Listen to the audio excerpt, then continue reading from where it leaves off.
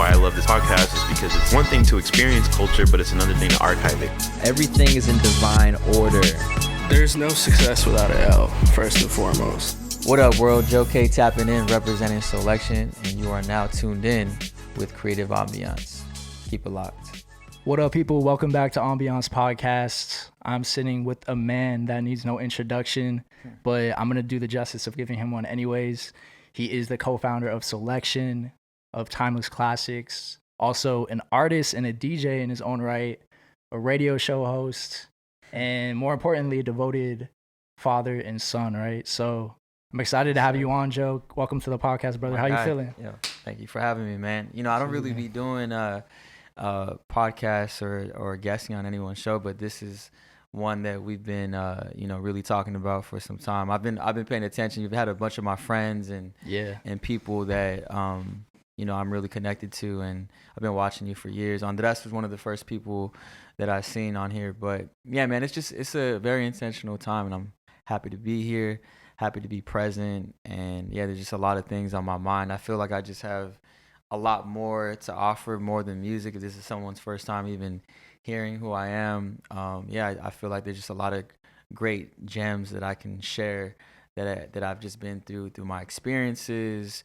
through life, through work, through business, and just my journey as a person. And I just think it's a good time to talk about it. Yeah, absolutely. I know that these are pretty rare for you, so I'm sure that you have a lot to say and a lot on your mind. And we're here in my your crib too. We talked about it because I know. Shout out to the crew, and I know that typically you're at your studio, but it was dope. I was like, man, I think just captivating in my space, because this is where I live out of, I work out of, I'm always home, and this is just my safe space. So, I just want whatever is spoken about here, it stays here and with the people, and it allows me to express myself in a different way. We're in my living room, you know what I mean? Yeah. So, if anything, this is where everything comes out, because this is kind of like your energy, which you were speaking about earlier.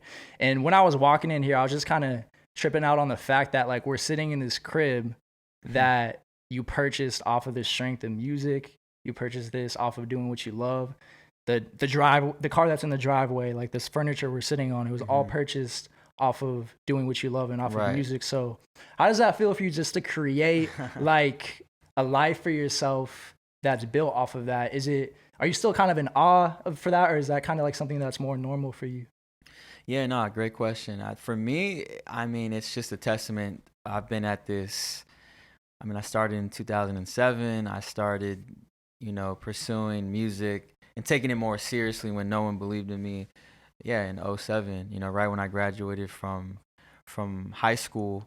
And, you do the math. I've been at it 14, 15 plus years at this. Crazy. And it took a good 4 to 5 years to find the concept of what Soulection was, right? So before I even created Soulection, I had it in here, and it took another four plus to really discover who I was. I was a young man, but I was just passionate about what I did. So all of these things, at the end of the day, man, it's material. Yes, I have a roof over my head. I have, food in my fridge, and the bills are paid, and, I'm debt free, and I'm just really like intentional with like my spending right now. Whereas a young Joe, I was like, I've never had X, Y, and Z, and obviously I have amazing things, but when we're gone, none of this shit matters, like this stuff, we can't take it with us. So for me, it's just about being present with the things that inspire me. The reason I have things that I love, and things around the crib, and things that motivate me, is because when I come downstairs to the kitchen, like in this living room, which is where I work out of primarily, I need to be inspired, you know what I mean? So however I can stay motivated is a nice reminder. So again, all those things that you mentioned, it's a testament, but I'm definitely not settled or content. I'm comfortable, but not overly comfortable to where I'm losing my focus. It's just something where these are great reminders, but it's like, what's next? How can we move forward? So kind of like keeping the balance with everything. And what you're speaking on right now, it sounds like you're in a different zone. You know what I mean? A different energy. We kind of talked about that off camera, how you're kind of in a different mindset than you've ever been before. So can you speak on a little bit about what's different about the mindset you have now versus in previous years, or just different stages that you've had in your life? Right. Yeah. No. By the way, we were speaking about some really great things off camera. Yeah. Prior, I'm like, that could Should have hit been record. That could have been the interview right there. But yeah. To get back to your question, I currently am in a different headspace. I mean, I'm 33 years old now. When I started Soulection, I was 21, 22. Wow. And so, yeah, I've grown a lot. I mean, it's over a decade. We're hitting 12 years this month. And, you know, when I look back, I mean, I was just a kid, you know, a young man. I don't want to say a kid, but I was a young man trying to find his way. And I always felt I was above my years mentally. But I also had some immaturities. Like, I might have been mature with, like, my vision and in other areas of my life, right? But, you know, cognitively, you know, my impulsiveness, my emotions, all those things, I was definitely immature. Like, I needed to mature. So in this last 10 plus, I've had that time to develop, you know, having a baby girl when I was 23. When I look back and I'm like, that's crazy. I had a kid so young. And obviously there's people who have kids even younger, but like for me, you know, trying to pursue my career and my vision and travel the world while trying to raise a child, I mean, that's a lot, you know? And so now I'm just a lot more poised. I am working on just, you know, not being as impulsive, sitting with my thoughts, you know, processing the good, the positives, the negatives. You got to feel all of that. You have to process that. So I would say the biggest thing now is patience. And, you know, like as Sango says, you know, be patient, grow daily. It's such a basic, you know, line, but it's very intentional, and it's something that, yeah, you got to just, everything has its timing, everything has its alignment, and, you know, we can't be, you know, comparing ourselves to one another, other people's journeys, because with social media and we be on the feeds and timelines all day, it's easy to be like, you don't care what age someone may have started this 10 years ago and you're just starting and you're like, I'm a year in, why am I not there? It's like, yo, there's a lot of hours. Everybody's different. You know what I mean? We all come from different backgrounds, different support groups, different resources. Some people got funding, some don't. Some people got the plugs, some don't. It's all different for everybody. So even my journey, someone might be watching, and, you know, my journey is different from yours, you know? And so it's just really about understanding who you are and pouring back into yourself. For sure. Did you ever have like an OG who kind of helped guide you along the way at all? Because it sounds to me that you kind of had to start to learn a lot of this stuff that you're talking about by yourself through experiences, right? So did you ever have somebody, or was this something that you had to go through yourself to become the person you are today? You know, I definitely had some OGs, you know, in my life that have been there in service of when I need them.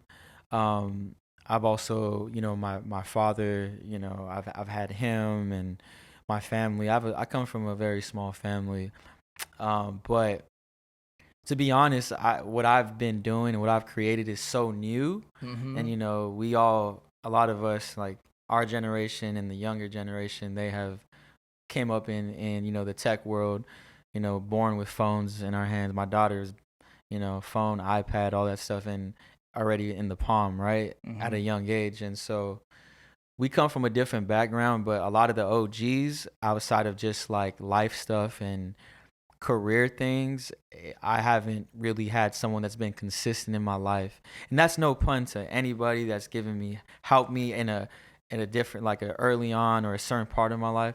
I'm saying they've contributed to who I am today, but there hasn't been like someone consistently, like through my whole, you know, 15 plus years of doing this. Everyone's kind of been in and out, and as I've grown, I've had to figure out as a man, because I don't like being dependent on nobody, you know. And like I said, I've really broke generational curses. I've broke generational things where, you know, I'm doing something completely new. I'm not just I graduated from college, you know, I got my undergrad from Long Beach State, but like that was my backbone. My dad always taught me to have a crutch. However, I didn't just go into the traditional 9 to 5. I did in the beginning. I had to, when I had a child, I had to have a proper job with, you know, benefits for insurance and a steady income while I was pursuing my passion. A lot of people don't like to talk about that. It's like, Yeah. let's work, I want to work a remote job, or I want to do this. And so people are very picky, but like people don't want to put in them sacrifice hours, and I had to do that. And so the last thing I'll say on it is, it was just, I was entering such a new territory with music, the platforms we use, the marketing, the type of music. It's not that there wasn't like the low end theories and, like in LA that we're doing the beat nights and beat cinema and, Firecracker, I used to go on at Grand Star and, forgive me if I'm missing other events, Do Over, like classic LA residency, like monthlies or weeklies. But what I'm saying is doing it in the way Soulection did it. No one's ever done that like that, man. There's no blueprint for you. There was no blueprint. We had to pave the way. And now for the younger cats and for my crew that are, teenagers in their 20s now that like are working Damon for Soulection. Yeah. Love Approved Boys. Yeah, the Love Approved Boys, and people like that. Now it's like, yo, we've put in that foundation and went through all the wrong doors, some right doors, and we found the way. And now it's like, I mean, one can argue it's like, well, are they getting everything too soon, right? Yes and no, but it's about how you guide them. It's about how we feed them the resources and information and allow them to be their own. But, we're essentially creating shortcuts in a good way, though, like not to where they don't learn, but there's no need for them to have to struggle like the way I did and the way me and some of the crew did. There's no reason. Like, we have the ideas, and then they're learning things at a young age that even I didn't know. They're feeding it back to me, so now it's being reciprocated. You know what I mean? And I think that's what it's about. Like, when the student becomes a teacher, you know what I mean? It's not always about the ego and the teacher and the wisdom coming from the OG, because in order to learn, you got to be in a position of being vulnerable and to be open, and that's when you learn the most. But when we're just like, no, I'm the teacher, you don't know nothing, son, like you're just a kid, you know what I mean? Like, yeah, I get that, but there's things that we can learn from each other. It's like we're all human at the end of the day. They may be tapped in and studying something that I haven't even tapped into at all. And so, okay, what can I learn from this, So that's really where the headspace is at. Yeah, and I want to speak definitely on the importance of giving back to like the younger generation and, not gatekeeping information and making sure that you're giving back to the younger community. So definitely want to get into that a little bit later. But something that you've also touched on is that you want to be more intentional, especially in this day and age. So can you speak on the importance of intentionality, especially for this point in time for you right now, and how you practice that in your life? Yeah, everything I do right now, and in the last, I feel like, obviously in 2020 and what we went through in the world, that definitely made us all really look at like, okay, what's my day to day and what do I really want to pour myself into? And now that the world is opened back up and we're back into this somewhat of a normal routine, a lot of things have changed since then.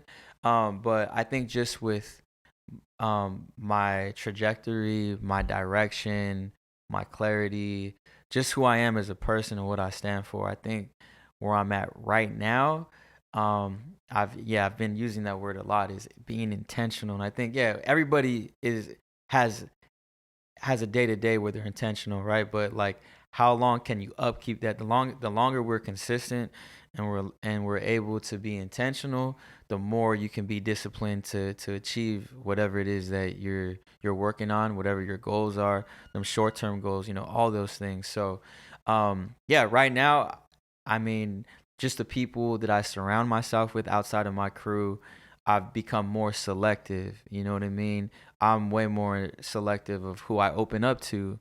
I'm way more selective of what I eat, what I digest. Because, diet isn't just about, what we eat. It's about the things we that are on our feeds, consume. It's what's on our timelines. Our diet is who do we have? Who's our partner, our significant other, our family. It don't matter who it is, family, friends, best friend, wife, girlfriend, boyfriend, husband, all that stuff. There's really no boundaries in terms of, pros and cons of it, but you have to have boundaries and you have to be able to create like who is serving you, who is like motivating me and who's not bringing me down, because that the low frequencies and the toxic energy that a lot of things that we face day to day from what we see online. We can be in a good mood and you open your phone and you're looking for something on your social, you're going like, hey, I need to check on this, or I need to find this.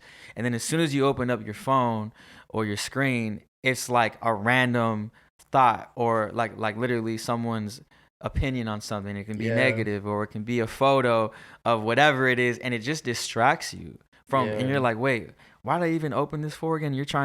Then you're like 30 seconds to 2 minutes already delayed and you can't even remember.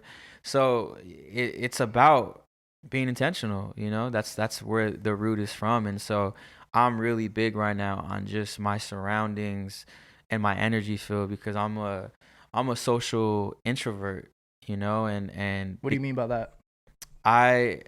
Because of my role and who I am and my position in this world and my gifts, like I am in front of hundreds or thousands of people at a time. I'm doing, I'm on the mic, it's like public speaking, social media, envy, haters, negative comments, just, positive, just, hey, like, whatever beautiful stories people share with me on top of it, it's all energy, and that's why, I have all my notifications turned off on all my socials.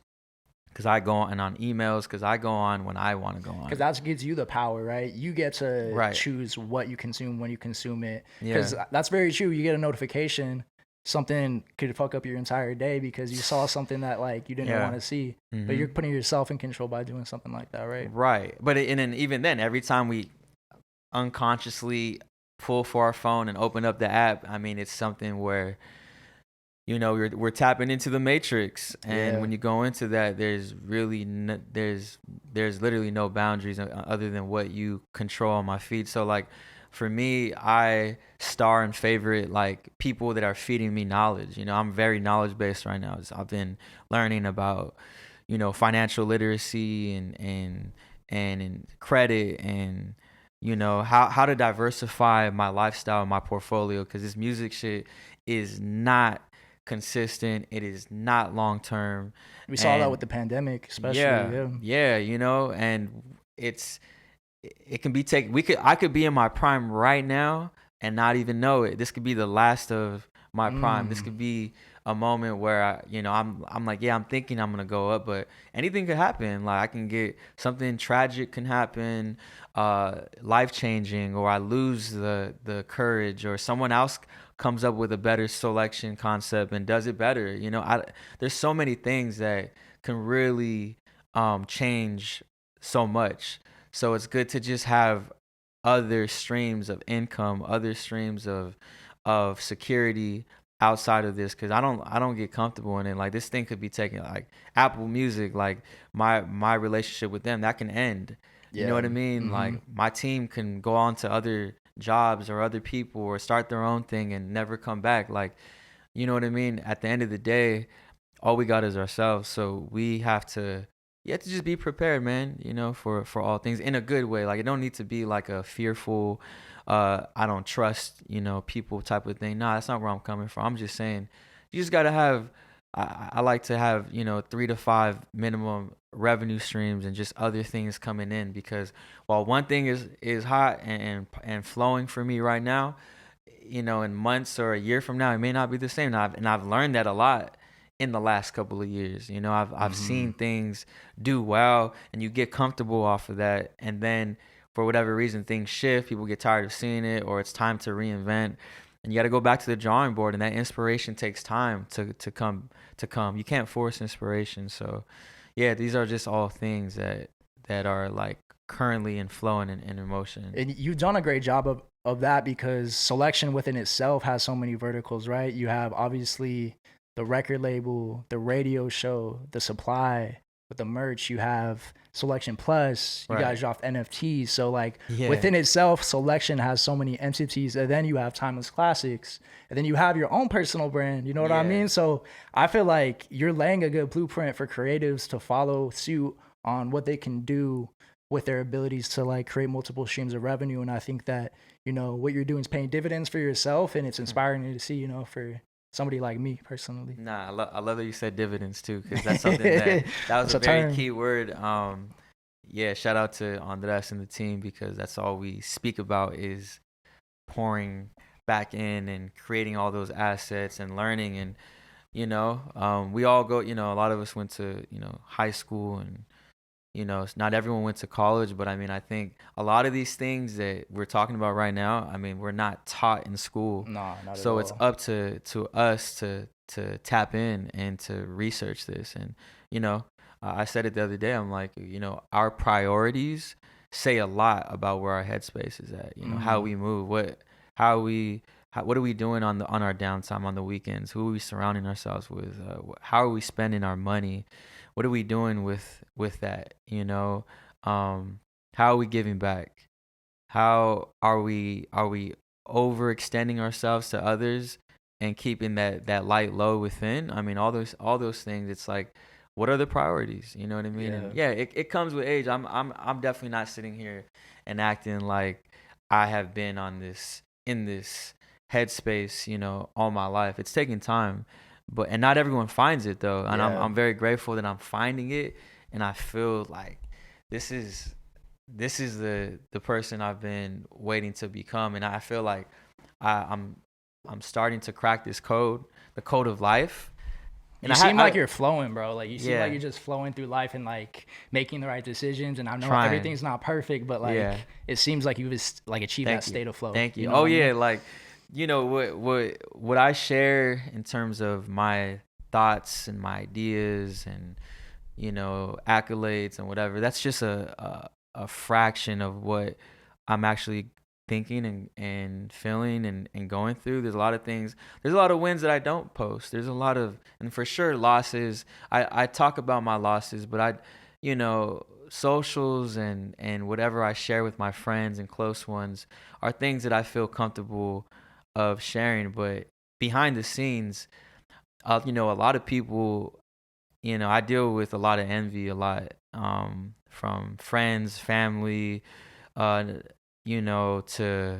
people out in the world, and it's not to really point out anyone in specific, but it's a real thing that all my life I've been in this position where when you're in a role and you're either well off or successful, even if people can't help it, we all want that for ourselves. Yeah. You know what I mean? And I've learned that, and being an only child, and I've had a lot of people.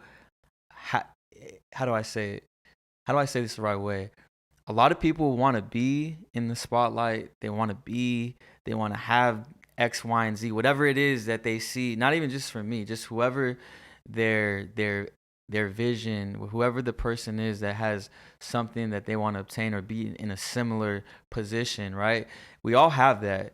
But it's not until you're in that position, though, to be honest, bro, like that's when you realize, do you really want it? Because when you're when you're in a certain tax bracket and make a certain revenue stream, when you have the spotlight, it comes with a lot of pressure. It comes with so much energy, as I spoke about earlier. Anxiety. I get a lot of anxiety. Like that's why I have my notifications turned off. Like I tell all the homies, like, yo, don't be DMing me on IG. I ain't gonna open that. Text me or call me, because I already have enough. Like, handful of email accounts and all these socials. I run, mostly the socials for all Soulection and myself, and that's you a job in itself. Yeah, you do the math on all those messages coming in. I mean, your head's gonna explode. It gives you anxiety. Like, people are asking questions, people are demanding stuff, people are talking shit, people,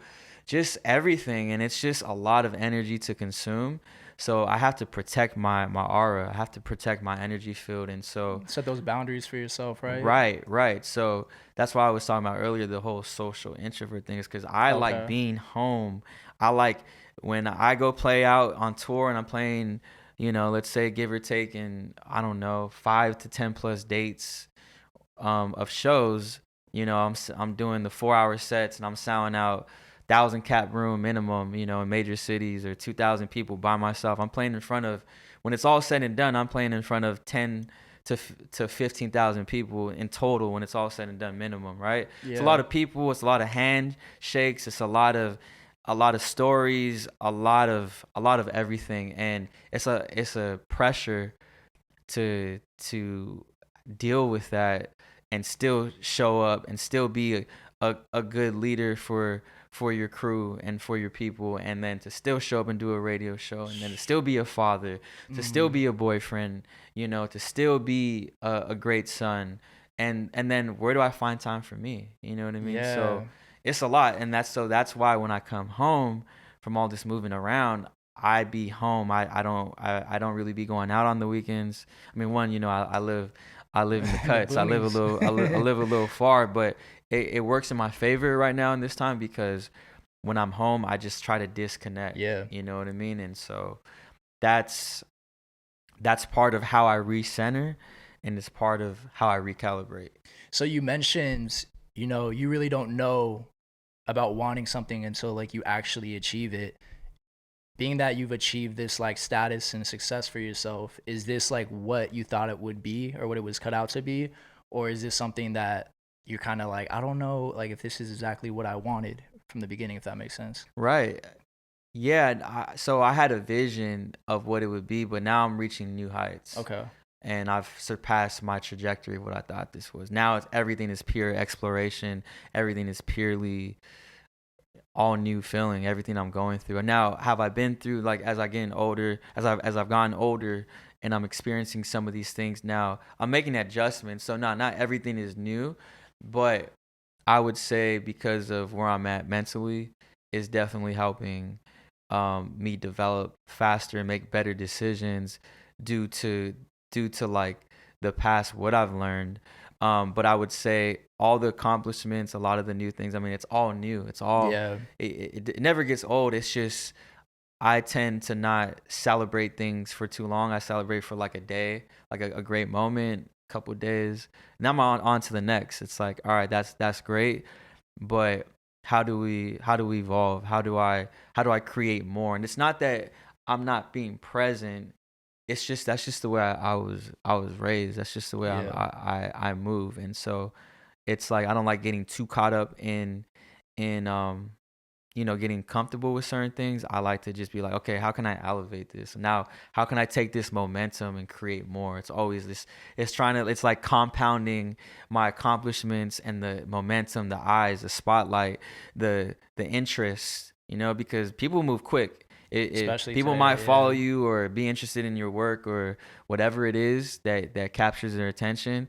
And if you ain't making moves in a certain pocket, then they're out. I'm good off this person. And that's fine. People come and go. I'm not saying to move based off those kind of people alone. But what I'm saying is, if you're having a real moment and you're having some momentum, you got to capitalize on people that. like fucking with momentum. I feel like, you have to. That's how we get that rhythm, Yeah, and I feel like you've done, and Soulection in itself as well, do a great job at that consistency piece. You know what I mean? You're constantly putting, whether it's the radio show when it's every single week, it's like the backbone of what Soulection does. Whether it's like, how do you manage to avoid the distractions that come with everything that you're doing? I know you talked a lot about setting boundaries for yourself, but with the consistency piece with Soulection and the radio show, how do you find time to like avoid all like potential excuses that would come your way and just focus on like putting out this radio show every single week? Like, how have you developed this process?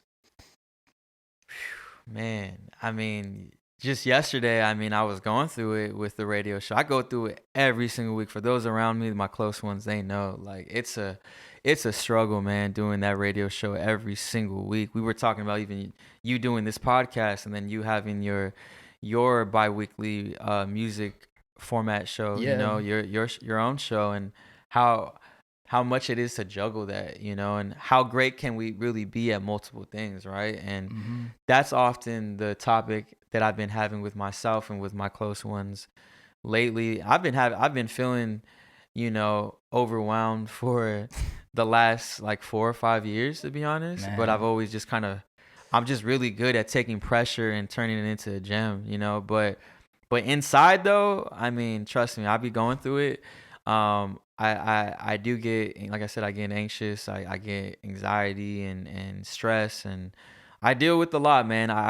But the way that I deal with it, I mean, outside of even the music stuff, and I mean, I just have like that's why I like being home, because I'm able to get back into my routine, you know, like being on my bike and cycling and working out, going on. I started running again, just trying to always mix up my routine. But, you know, when I'm on my bike for 2-3 hours at a time, I'm listening to podcasts. You know what I mean? I'm not even listening to music anymore.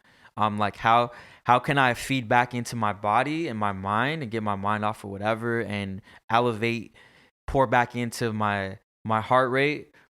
And while I'm there, I'm having new ideas, you know, and then I'm learning, because I'm studying. I'm learning about real estate. I'm learning about credit and reward systems. I'm learning about taxes. I'm learning about, you know, my portfolio and what companies I should be knowing about. And so these are the conversations and things that, so as I'm beefing and feeding my body, I'm learning I'm feeding my mind. So I'm hitting two birds with one stone. Simultaneously. Yeah. So that's helped me a lot. But does that resolve everything? Like, you know, of how am I able to stay consistent with Soulection?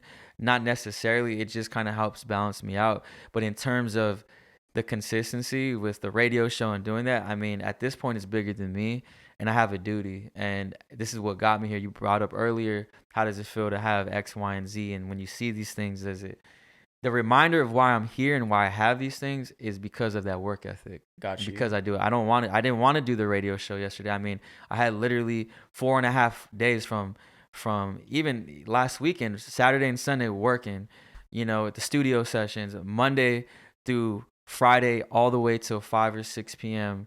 literally in meetings, on calls, social media posts, newsletter, conversations, live. I'm not even talking about my personal life. This is all just work. Yeah. You know what I mean? And I didn't even have time to dig for music. I didn't, like, it's not that I didn't want to. I just, when do I have time? That is my me time. But when I have time to go out there and dig for whatever music that I'm trying to propose and push to the people, right? The radio show is about pushing forward new music or things that were forgotten about or new. Even if it's classics, there's still going to be a couple edits in there, a couple new joints that you never heard of, right? Yeah. But if I didn't have time to program or sequence and like dig and organize all this music, like I'm a very, you know, intentional person with my playlisting, and I need to put everything in a playlist and find it. Because if I'm just grabbing, I have over 60,000 songs in my iTunes library, you know, on my laptop. You know, that's a lot of days worth of music. And so that, just looking at that, how am I going to find what I need to find? It's a lot of music, so I need to have it separated. But if I don't make that time and I'm burned out from my day to day, what do I do? You know? And so I have to just work harder than my situation. And like I said, it's the motivation of me being able to sell out my shows by myself, nobody else on the bill, me doing 4-hour sets and selling out, you know, 2,000 people in London by myself, you know, doing that in New York and doing in major cities here in my hometown. And that's all a testament of the radio show and what I've built, you know, outside of that. And, you know, by me being consistent, people study the music, they study what I'm pushing forward every single week. And I feel like that's why the people pull up for me. They ride for me because they see what I do for them, and it's really changed a lot of lives. You don't get to hear this music out much, and that's one thing I've really gotten confident about over the years. Is I used to be scared to play, even though I'm always playing like Soulection music and Soulection-esque sounds. As I've gotten older and gotten more confident in my skin, I'm playing the interludes. I'm playing the samples. I'm playing the African or sounds from Portugal that are like super experimental, or that UK sound that is only works there, but I'm playing it in New York or I'm playing it in Miami. Like I'm playing that jungle sound, and I don't give a fuck. You like, got freedom to. I got play freedom, you want. and You can't put a price on that either. It's a freedom that's in here in my mind, because Yeah, if I look in the crowd, there ain't people. I mean, there's definitely people who ain't moving. They're like, "What the fuck is this?" Or like, "Huh? Why is he playing that? This ain't London. This ain't wherever, you know." And it's like, I don't care. I'm gonna play this shit. I'm in the Bay where it's like, all right, cool. We about to get like, am I pressed to play, to, some hyphy shit? You know what I mean? Because I'm in the Bay. Nah, like I did this last time because I have fun with it, but I've been there so many times, and if I'm in the Bay where it's a certain genre, or any country or any city where I know a specific genre is more prominent, I never feel pressure to play any of that music there, because the whole reason why I'm even there, the reason why people are coming to see me or my crew, is to play music that they don't hear elsewhere. You know what I mean? And that's the purpose. And so I don't need to be pressed into that box. And there's nothing wrong with playing that music, by the way. I'm just saying I'm there to deliver what people are only listening to in their cars, their headphones, AirPods, and on their private time, or like at a little lounge, right? But now we here with 500 to 2,000, 3,000 plus people, and we're all hearing, track number 9 on a 15-track album that you never hear, or you're hearing an edit, or you're hearing a sample flipped, and it's just like, damn, I'm sharing this energy in this space with all these people. And so to me, that's what it's about, having that freedom, to play whatever I want and not caring about what anybody thinks, Yeah, and I think that's a status that not many people have achieved, right? Like being able to be free of any boxes or boundaries put on them, whether it's creatively or whether that's in any aspect of life. I think that your open-mindedness with like music also probably applies to other areas of your life as well, right? You're probably more open-minded with whether it's food, whether it's like ideas that are coming to you, you know what I mean? You're not like just focused on this one perspective of life. Like it opens up your palette to so many different things.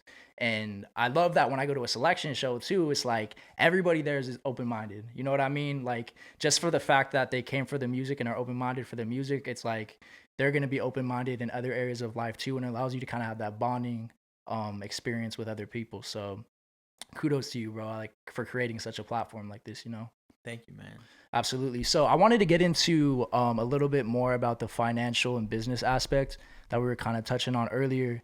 And also just want to put this out there. My man is not lying when he says that he has tapped into all of these different outlets. He pulled up his YouTube recommended, and he had my man had all of the gems and all the codes listed on there. So he is true to that. So what are some outlets that you listen to and you consume to get, whether it's financial advice or whether it's business advice for yourself? So I tap in and I'm inspired by a lot of different things. And like I said, I've been on this journey lately of finding out information. We're in the age of information, right? And I've just been in this position as of late to where I just want to learn more and more, and there's just a vast amount of information, but learning from the right resources, right? Because you can Google anything, but there's hundreds of different articles on the same information, but everything's interpreted differently. But I've been able to find my core tools and resources. So like one crew that Andres, and shout out Damon as well, that we all listen to, and Andres coming forward to me like, yo, bro, you need to like listen to this, because these guys are like the selection of financial literacy and knowledge, and you know what I mean? And these people, and so it's Earn Your Leisure. A lot of people know about them, but if you don't, definitely look up Earn Your Leisure network, that podcast. I mean, they remind me of what we do for music, but they do it on a whole different level, because with the music side, don't get me wrong, it's helping people do mental wellness and like crazy times through school. There's definitely a power in healing through music, and I'm not going to take away, but for someone like EYL to help people learn about how to invest and to learn about knowledge and to better your future, to create generational wealth and to actually put real revenue stream, no matter where you are in the world, into your pocket, as long as you pay attention to their episodes and you listen to what they're saying, you take action. I mean, that's a whole different level. When you're like, it's one thing through healing, which is important internally, but it's another thing when you're helping people set themselves up for the future and there's things that we're learning that we didn't learn in school, or our parents didn't have that information. Now, there are some parents and there are some family members or friends that did have the knowledge and the codes, and they shared that with certain people, and kudos to them, like, respect. But I didn't have that. Yeah, I know a lot of my either. friends didn't. Yeah, coming from the 626, like, you don't really get exposed to much of that. Right. And that's where it's at right now, where now that I'm learning all of this, I've been studying it so much lately. Like I said, I'm studying it every day. When I'm driving, when I'm doing passive things, right? I'm still listening to music, of course, that's my job. Yeah. But I've found time to, like, I don't got time to play games. You know what I'm saying? Like, I need to get a PS5 and join the crew and be playing 2K, you know, and like see, damn, like this is what we worked hard for. You know what I mean? Like, it's childhood dreams. But I'm also a man on a mission, and like, I'd rather use my time. And I'm not gonna sit here and act like I'm reading and fucking listening to podcasts at midnight, you know, and it's like decompressed time. Sometimes I am, but overall, any free time that I have, I'm trying to learn right now. It's that intentionality piece that you were talking about earlier, right? With your free time, you got to be intentional with that's that where too. I'm at. Yeah. So right now, that's where I'm at. And yeah, I take breaks and I do other things. I've been sitting in silence here at the crib. I've been, you know, just processing my emotions. But all those things that I'm learning, I'm just so passionate about it. And I'm definitely not a financial advisor. I am not a stock market specialist. I don't know nothing. I just know enough. Yeah. But I'm passionate about it, and I'm just passing people. I'm really good at putting people on to things. That's my gift. That's what I do. It really is. Yeah. I put people on to new music, new artists, new art, new whatever. I'm like, that's what I was. God sent me to find a way to connect with my people and put them on to the best things I can find. And there's a lot of things that no one even knows that I'm tapped in a lot of other things, because I just keep it music based. Yeah. So that's why I'm trying to, you know, even having this conversation today, I feel like there's a lot to discuss. You know, there's a lot of things where people don't really hear me speak like this and don't hear this other side. Yeah, I've been, you know, Twitter's not a place for me to really put my real thoughts out. People can't handle the truth, you know. People are too sensitive, and people need to see my face expression. They need to, you know, hear my tone. They need to see how I move. Important. Because you just do it in a certain amount of characters, man, it can go south real quick. And I've seen people get digitally stoned to death. I've been stoned to death for a period of time for things that I've said, reckless things. But I had great intention. I just didn't deliver it right. Yeah. You know, we see people, we don't got to say names, but we see definitely some big names out there that, you know, have so much power, and the way they use their words aren't always the best, even though they have the right intention, and it puts them in a it's like, was it really worth it? Like, what'd you get out of saying that? Like, do you feel better? Did it up your business? Did you win the people over? I mean, at the end of the day, only that person can decide, but a lot of the times when it backfires, it ain't worth it, right? Yeah, so, and it lives forever too. It's on the internet. It's forever, man. The screenshot, screen recording away, you are digitally immortalized. And so I'm very cognitive of that. So it's like, okay, what else can I give more than music? I understand, and even if you're not in music and you like how Soulection is as a brand, and you want to create your own brand, whatever business it is, or you want to just create your own company, whatever, it don't have to be in arts or music or entertainment. That's what a lot of people get inspired by Soulection and myself for. Like, damn, like, it's dope that he stayed true to what he believed in, and look where it's at now. And we still ain't shit. You know what I mean? That's how I see it. But bigger than that, I'm like, I have so much more to give. That's crazy for you to say that to me, because from somebody looking from the outside in, it's like you give so much of yourself to all of these different things in your life. To hear you say that you have so much more to give, I think that's why you're so successful. You know what I mean? Thank you, that mantra you said earlier, work harder than your situations. Like, I think that's shown to pay dividends again in every part of your life. And like, I just have to say, like, kudos to you on that. That's amazing. Thank you, man. And yeah, like I said, this is just all a testament to it. So any way that I can, the reason why we're even doing this, you know, is because, I'm having this conversation here with you today. Obviously, I believe in you, and I love what you do. Thank But also, you. just because I feel that there's people watching this or listening to this on their passive time right now, and there's definitely something in here that's being spoken about that they resonate with or need to hear. Yeah. And that's my purpose of this, is to help somebody like find that energy or that motivation to get up, man, and like believing in yourself and just fucking do it already. Like, what you waiting for? And in fact, stop telling people you're gonna do it and just do it. Like, Yeah. it actually will be a lot harder and respectable if you don't even tell people and you just do it, versus like, I'm gonna do this on Twitter or whatever and be like, just do it.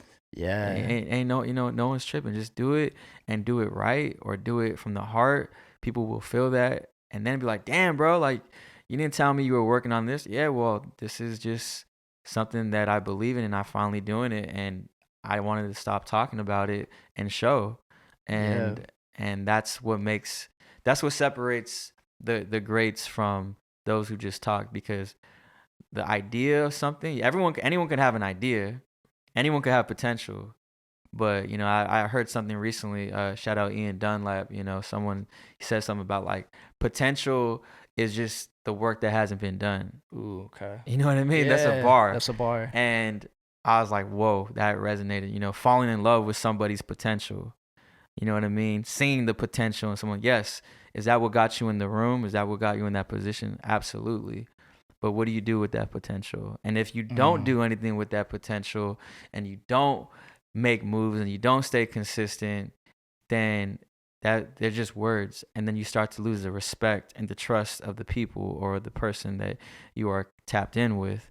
And when that starts happening, things start changing. You know what I mean? And once someone loses faith in you or whatever, I'm not saying that you can't turn around and prove them wrong or prove yourself wrong, but it's not a good place to be in if you keep over promising or not being able to keep your word. Yeah. It starts to build. You start to build this debt within yourself. Yeah. Emotional debt, spiritual debt, mental debt. You know what I mean? And you start to get into this position and place where you start even self-doubting. So now you got people doubting you around you, and then you're doubting yourself. It's a dark place to be in. You know what I mean? So that's why you got to just stay true to you and just get this shit done. Yeah, I think to that point, being dependable is like a huge thing. Can people depend on you? Because with that comes trust. If they can depend on you, they can trust you. And along with trust, I think being transparent with yourself is important too. I think the reason why a lot of people don't start things is because they want to have everything like settled before they start. They want to put their best foot forward. But also, we talked earlier about this age of like social media. Everyone's consumed with the like count, the comment count, whatever the metric is. And I feel like that holds so many people back.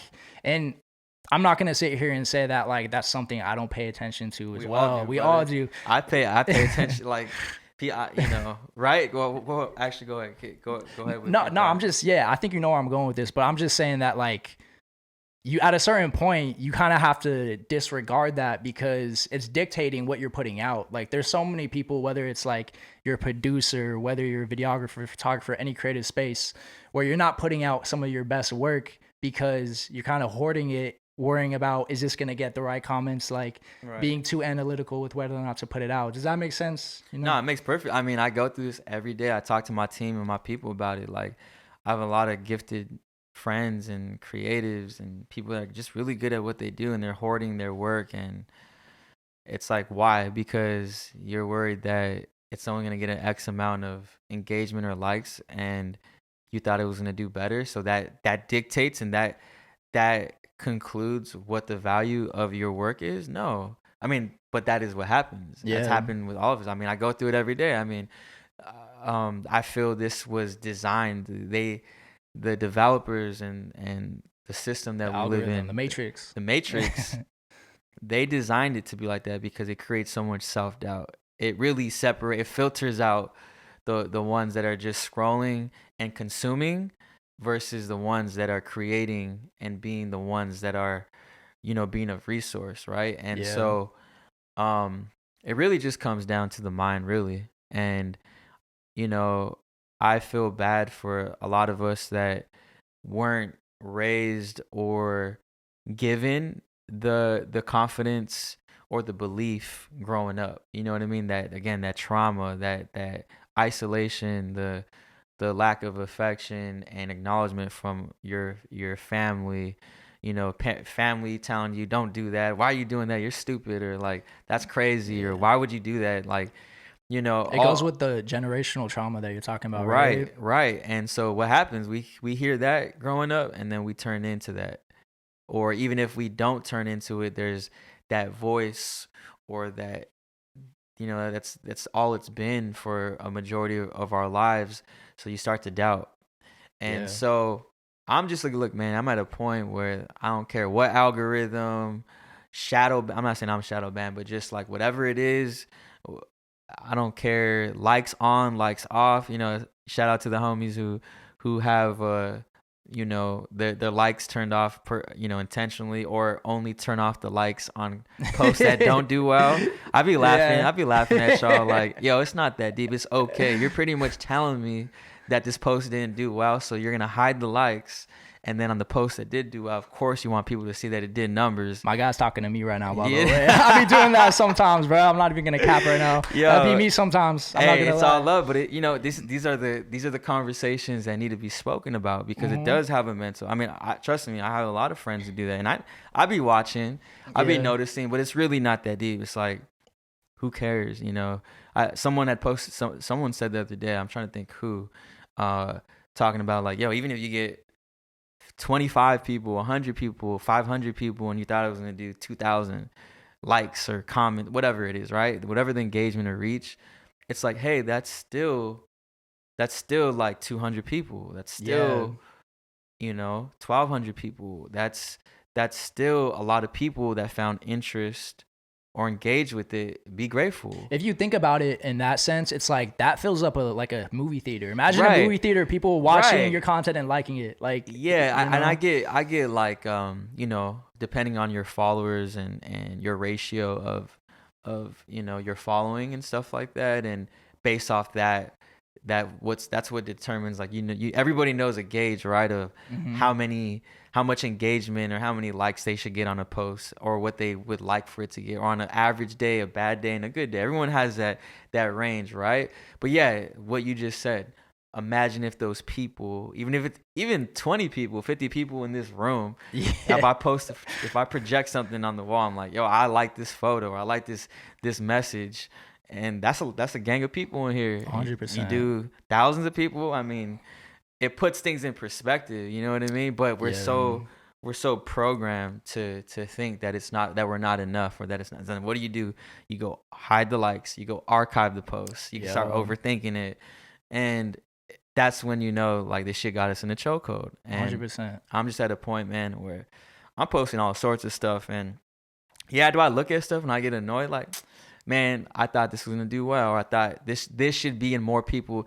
Like, how do I get in tune with more of the people? I have an X amount of followers, you know, and people that want to know about me. Why isn't this reaching there? If they seen it, they would like it, but for whatever reason, it didn't get past the checklist of the algorithm within the first seconds or minutes, and because of that, it didn't get seen. But it's still a fire post, right? Or it's still great content, or it's a really powerful message that I feel so many would resonate with, but it didn't get seen. But, you know, I just leave it up. Is that going to stop you from like actually posting it? And, you know, these social media companies, they're a business. They're based on making money. So it's like it's just crazy that they want you to pay to reach your own audience. You know what I mean? They want you to crazy. Like put money into something that should be seen by people that want to see it. Right. Or to tap in on the bonuses, right? But you got to get like 10 million streams to get like $700. Like, what? Like, name someone right now on TV that's getting 10 million viewers on a national channel right now. Like, I mean, there are, but very rare. Like, who can even obtain that? So you're telling me to generate content and I got to generate an X amount to reach to get peanuts? Like, I'm getting fractions of a cent, you know what I mean, for my work, and you're taking my data. You know what I mean? Like, what's really the exchange? But it's crazy. It's part of the world we live in, and I mean, what are you gonna do? Create another social network? I mean, Yeah. you got to play by the rules. So unfortunately, that's why, it's important not to be fully dependent on on the platforms. You have to create, real life connection, through multiple platforms and find a way to tap in with the people, and Sorry to cut you off, Mhm. but isn't that why you started Soulection too? Because I think I heard an interview with you saying that you wanted to work at these major like labels, or you Mhm. wanted like one of those positions, and nobody was giving you the opportunity. So you created it for yourself and you built that for yourself. So I think it kind of goes back to something that you've been doing since you were earlier in life, you know? Yeah, no, it's real. I got a lot of no's early on. Again, I mean, I mean, yeah, I was hearing it from family members. Nobody understood what I was doing with Soulection or what I wanted to do. Because again, that goes back to what I told you earlier with Soulection. Before I even created it, when I'm talking about the first 3-4 years of developing it, I was trying to explain and showcase, and everyone in my family thought like I was wilding. They thought I was strange, or even would say some messed up things like Mm. of discouragement, and I'm just like, yeah, it pissed me off. Yeah, I felt defeated, but I'm like, I took that energy and I turned it into a positive, right?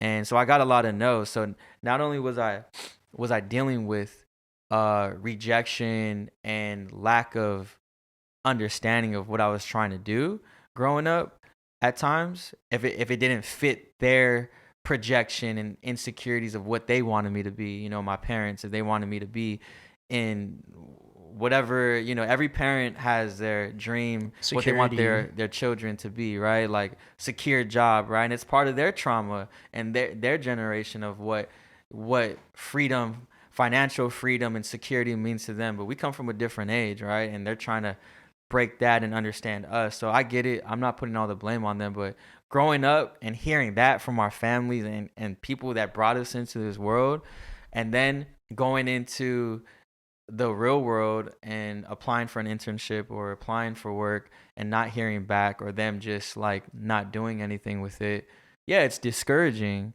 So that's why I said, well, what am I gonna do? Sit here and keep crying about it and making excuses and being envious and then becoming a bitter person, and now I'm talking shit about people. Now I'm hating on others. Now I'm just being negative. Now I'm Yeah. just feeding into everything that makes me feel unpleasant, right?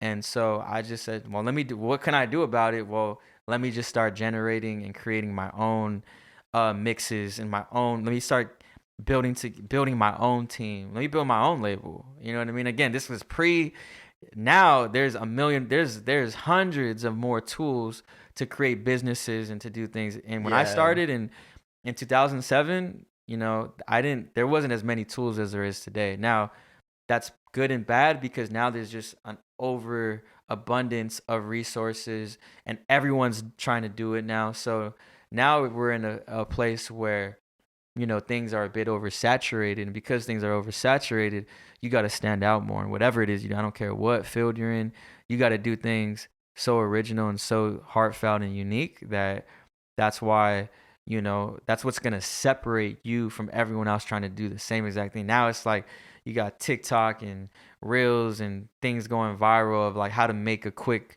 a quick revenue stream, a quick turnaround. This is how everyone's always trying to crack the code on the algorithms. I see posts every day. Well, this is what TikTok is doing. This is how you get more views and more engagement. And I see a new theory every day. You know what I mean? I see it on every platform.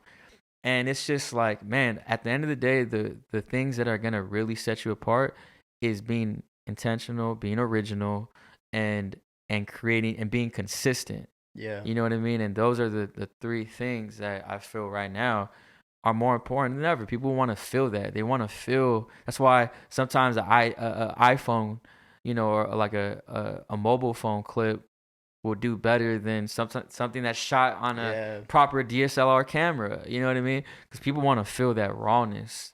You know what I mean? And sometimes it just connects more with the people. In a world of like everything being out of your control, like the things you mentioned are things within your control and things that you can actually action on and take responsibility for, you know what I mean? So I think that resonates well with me. We were talking a little bit off camera about you having so many ideas, you know, that you want to put out into the world. And I could imagine how, you know, stressful that can be, or just create a sense of like indecisiveness. What dictates what you actually action on in terms of your ideas and what you put out? I think, I mean, I have like an endless to-do list. I'm pretty organized, but there's just abundance of new ideas, and I'm jotting down every day, you know, week to week, month to month. But I really just, in terms of what dictates where my headspace is, I'm just looking around me and prioritizing on what serves me right now, you know. And right now I'm hungrier. Like, music is my marketing. Music is what I love, but ultimately I'm already thinking beyond music, to be honest. That's where I'm at right now. I'm already like, music is life. I mean, I listen to music throughout my home. I got a Sonos speaker in every room, so no matter where I go, the music is following me into every room, right? Fire. It's part of my DNA. So that's already, I mean, I do this, right? This is in my blood. Mm-hmm. So, okay, we get it. But am I going to just settle on it? Yeah. Is there a lot of money to be made in this field? Of course. But I don't want to be touring all my life. It's beautiful to see the world. I was just talking to Carmack, Mr. Carmack. We have a big group text with the team, and he had said something about how he's been traveling to different countries and places and actually been spending the time, like just spending more time in these places. Because a lot of the times when we're on tour, we're in and out. Like, did I really see this country? Did I really see this city? Did I really see this foreign place? I went there and I'm grateful. I got a passport stamp, or, you know, I got to try like a little bit of food, got to see the scenery for a couple hours, but I'm there to work. Yeah. You know what I mean? And I'm in and out onto the next, right? And that's the lifestyle that it brings. And a lot of people see it from outside looking in, like, I want that. He's here, but it is stressful. Mm-hmm. It affects your mental wellness, your diet, your family life, your relationship and love life, your inner self, your chakras, you're not sleeping, you're not eating consistent. I barely have time to go to the gym. I'm in the hotel room. Do I get ready for my set? Do I nap? Do I work out? Do I go see my friends? Do I go sightsee? You know, damn, sound checks at 7:30 and it's already 2:33. I only have 4. Like, bruh, I got meetings. I still got a business and I got a kid. Like, what do you do? Yeah. What the fuck do you do? Like, it's a lot. And then you add, you know, the drinking and, you know, if people, whatever substance people want to indulge in, right? You know, I'm pretty good about that. But like, over time, you keep indulging every bottle. You know, as artists, we have them bottles backstage that are complimentary for you and your guests, right? And you keep sipping every show, every day. Think about in the course of 10 to 30 years what that does to the mind, to the body. You know what I mean? And whatever else people are indulging in.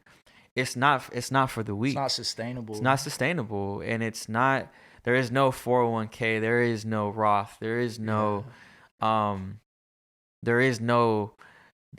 manual. There's no PDF that comes with anything that says this is how you have like a real future beyond this. Because what happens if you go deaf? What happens if you break your legs and you can't tour anymore? You know what I'm saying? Like, I cycle. What happens, God forbid, you know, I get hit. You know what I'm saying? And I can't tour. Like, and that's all I have.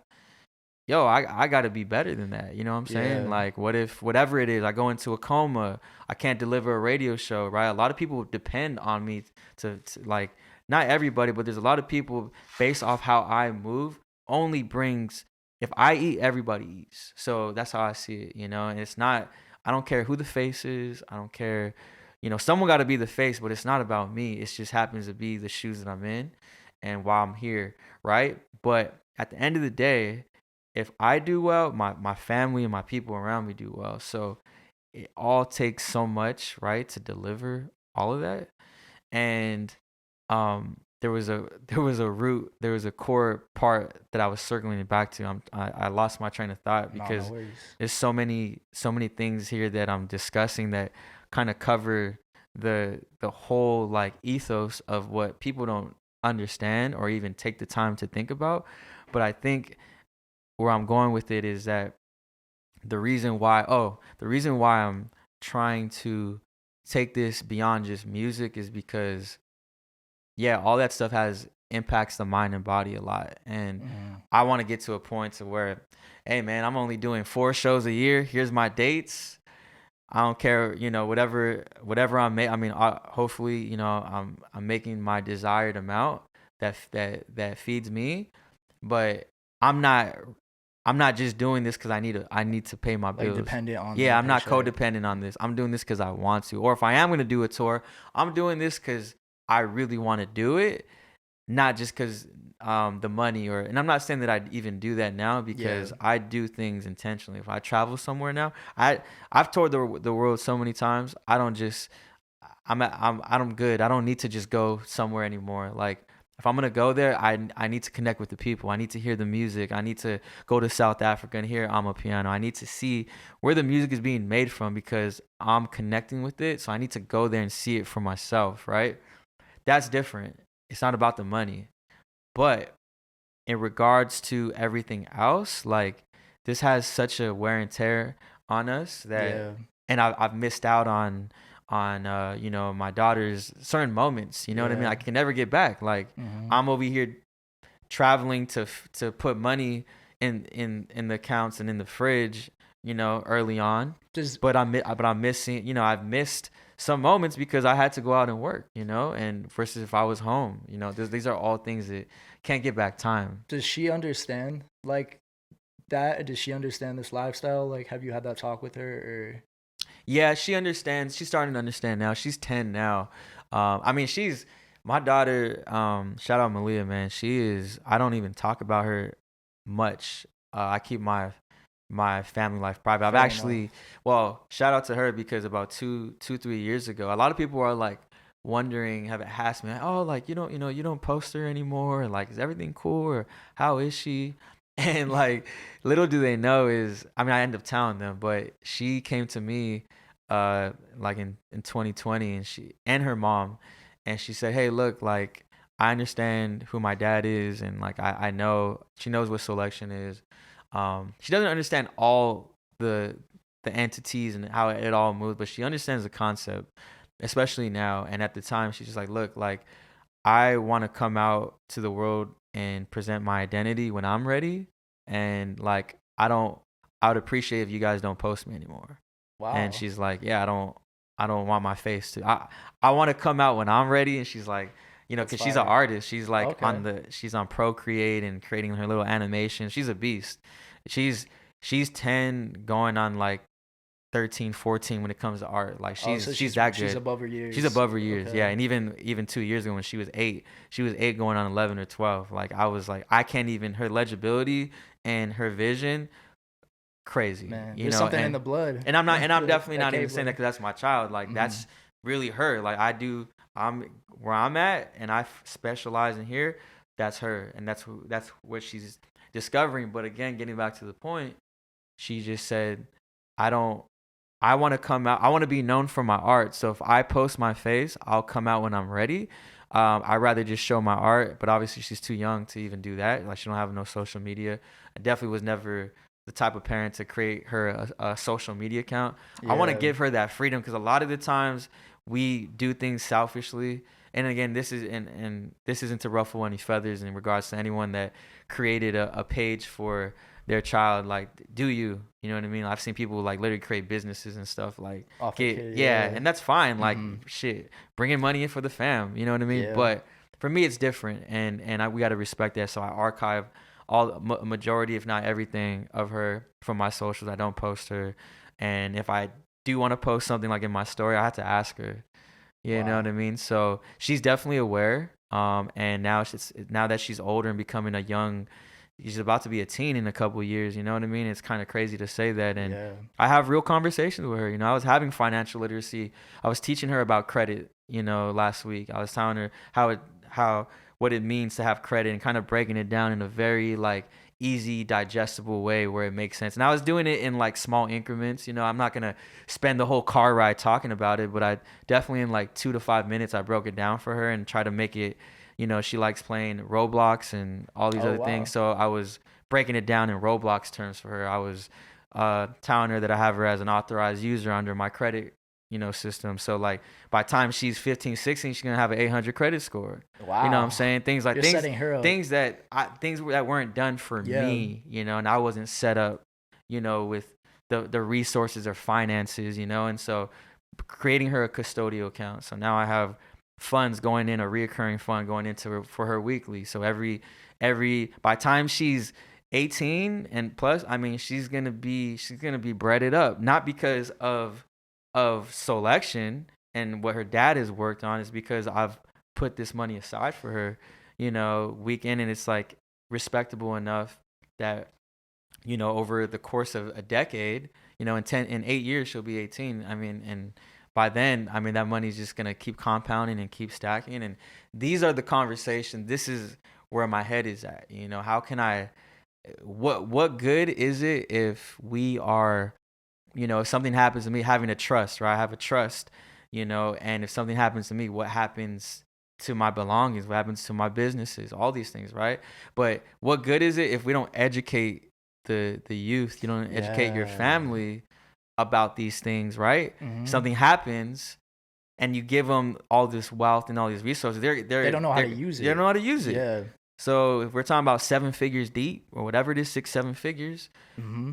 you just wasted that, because now they're going to just spend it on whatever. They don't know what to do with it. We were all young. I was young. I was spending reckless when I started making real money.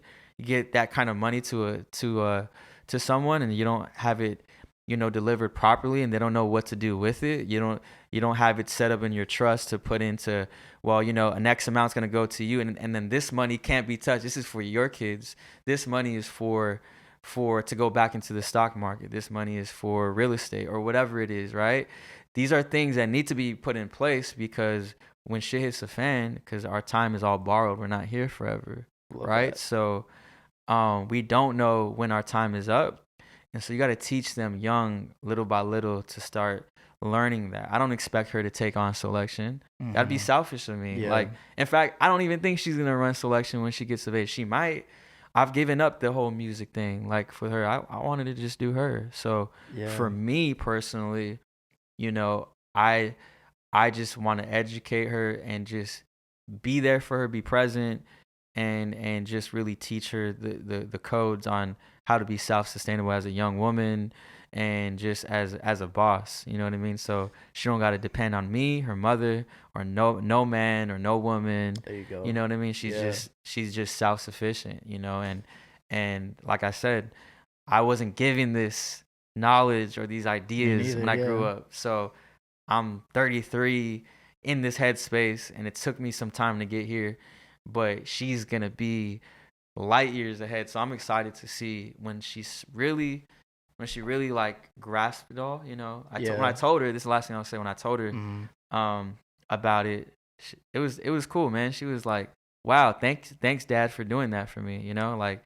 I appreciate that, and I was like, yes, that's exactly what I'm talking about. Like, it was received. I'm like, look, when you go to Starbucks or you go to Target, we got to think about putting like, if you spend $10 on something at Target, put 20% of that into the market. Go buy Target stock for $2. No, but it's the idea. It's the idea of it. You know what I'm saying? It's trying to get her to think like that. Got you. You know what I mean? I'm doing it for her, but I'm trying to get her to learn that, like, when you do something like that, we're too much of consumers. We're consuming. We buy the iPhones, we buy the Apple, headphones, the AirPod Maxes, whatever, and the laptop. We're spending real bread on these companies, but what are you doing to own the company, right? Yeah. Spend lifetime thousands and thousands of dollars. I've spent 20, 30 racks on Apple lifetime probably, right? Give or take. But what if I put 20%? What if I put even 20? What if I put 10,000 of that? If I said, you know what, I'm going to put that in. How many AirPods have we ran through? You know what I'm saying? Yeah. Like, putting that into the market. And what would that be worth now? Bruh, what? I get sick when I talk about it, man. I get sick. So that's really where I'm at right now, man. It's just like, cool. I want to have the freedom to say no more. Say no to these shows, these tours. You know what, guys? Y'all are good. I'm gonna hire more team. Gonna delegate. Yo, I'm gonna take some me time. I'm gonna go on an island. I'm gonna work from this island. As I'm you gonna work should. from wherever, Mm-hmm. and I'm gonna be in this position where, I can say no. I don't have to sell myself short on everything. I can if I want to move the radio show to bi-weekly or once a month. You know what I mean? I don't feel like I need to depend on that bread to pay for me and my family. Yeah. You know what I mean? I don't got to do it every week if I'm not feeling it. I can do it whenever. I can afford to take years off from the radio show if I want and just do whatever. You know what I mean? But if I don't set myself up outside of music, then I'm gonna just be stuck in this cycle, Yeah. and that's really what I'm trying to break. Yeah, and it seems like you're kind of going back to that recurring theme of like breaking generational curses, specifically in this example that you're talking about with your daughter, right? Like, this is how you break generational curses, because hopefully when she grows up and if she decides to have family and kids, it's like she can teach these same things to them. And it's like you kind of flip that generational like curse that you're talking about, and it's like building wealth for future generations too. So I love that analogy of it. And I think that today, we live in a world where, like you said, like a lot of this information isn't taught to us. Like, I'll talk about personally, for me, I was never taught these type of codes, and it really is on you to sometimes seek it out for yourself, because nobody's going to be like, I mean, if you have parents, like you said, that are allowing you to do so, nobody's going to like give you like a book and be like, read this. Like, you have to seek it out for yourself too. So I think that's like a very important aspect to it as well. Right. Nah, you hit that on the dot. First of all, I just want to say thanks again, bro. Like, one, I really admire how you're a great listener. That's something that even I appreciate that. have to get better at, because it's nice to be on the opposite side, because when I'm in your position, I get so hyped and I'm like interjecting, because I'm just like, oh, I have this idea and I want to ask you about it as you're trying to finish your thoughts. So I just wanted to give you your flowers for that, man, because that takes a skill set to just listen. You asked me one question, I talked about 9 different things and kind of went all over the place, and I talked for 5-10 minutes straight, and I'm just like, man, this guy has let me speak the whole time. That's what you're here for, though. Like, Yeah. For me, similar to you for Soulection, like, it's not about you. This isn't about me, you know what I mean, for this show. Like, it's about what you're saying and how it's going to help other people that are listening. And also it's for you to provide you a platform, because I know you got a lot to speak on. There's some we could probably talk to midnight tonight, you know what I mean, on all the things that we're speaking about. But something I was going to ask you about, but I think you kind of already answered it, is just like, what's most important to you in life right now? And I think you kind of touched on it with your daughter, you know what I mean, and teaching her the codes. But what would you say in your words is most important to you in life right now? Right now, the most important thing is being present, processing everything that I'm feeling and not running away from it. Facing it. Good, the bad, the sad, everything. I mean, I'm human. I don't care what is shared on social media. I don't care how good things look.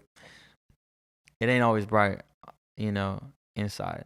That's just life. Mm-hmm. Everybody listening right now, guaranteed, everyone got something going on. Like, even if the thing is, it's not about, some people have a lot of different things going on, and it just feels overwhelming, like it's just raining on you. But I would say, if you ask anyone, yeah, how are you, man? You good? Yeah, I'm good. How are you? It's automatic. But that's just what we're taught to say. I mean, ain't no one about to pour their whole life on somebody. However, if you really like, nah, man, but really, how are you doing? Oh, just going through this, or, so-and-so did this, or whatever it is, right? There's something, we're all going through something. And so it's really just about, taking everything like one day at a time. That's all you can do. We get so caught up in the past and the future and what you want or where you would like things to be, or what it should have, could have, would have, right? But all we really have is right now. Every second going by, that's all we could do is like, all right, cool. Well, I'm not feeling this. What can I do today to like make me feel better? Whatever it is, making time for yourself, you know what I mean? And so, in terms of my life right now, it's really just about being a student, really. student of life, just taking my tools and resources and trying to just help others, the right people. I don't have enough energy to help everybody. No one does. But Yeah. but if I see somebody like that's in my circle or someone that I meet and, they can use whatever it is. My biggest gift as well, beyond just putting people on, is recognizing the strengths in people. Like they may be dealing with self-doubt their whole life or currently, but I'm able to kind of like get in someone's head, and I just have a way of talking with people and just saying like, look, you're meant for bigger and better things, or I see this in you, right? And you need to keep like, yo, stop that right there. Like, what'd you just do? Like, that's crazy. You need to keep doing that. I'm like a life, I don't want to say a life coach. I'm just like a life instructor of just being able to like, there's another word I'm looking for, but I'm able to like see things and kind of orchestrate, like, hey, I know it's my opinion, it's subjective, but that's why I relate to that whole thing with Rick Rubin. Oh yeah. I don't make music. A lot of people think I make music. I don't make music. I don't play no instruments. I'm not the best DJ turntablist. I'm not up there like some of these cats, DMC and like, just world champ DJs and shit. I'm good at, I know what's good. And I'm not saying everyone loves what I like, but overall, I would say you listen to Joe K, you listen to Soulection, 7 out of 10 times, or if not more, you're gonna find something you love, or you're gonna love everything, or the probability is high, and I'm confident in that. So when I heard Rick Rubin say that he just has the trust, and he gets paid, and he is where he's at because he just has a way of identifying what he wants, what he likes, and feeding that to the artist or to whoever he's working with. That's a skill. Yeah. And so I invest.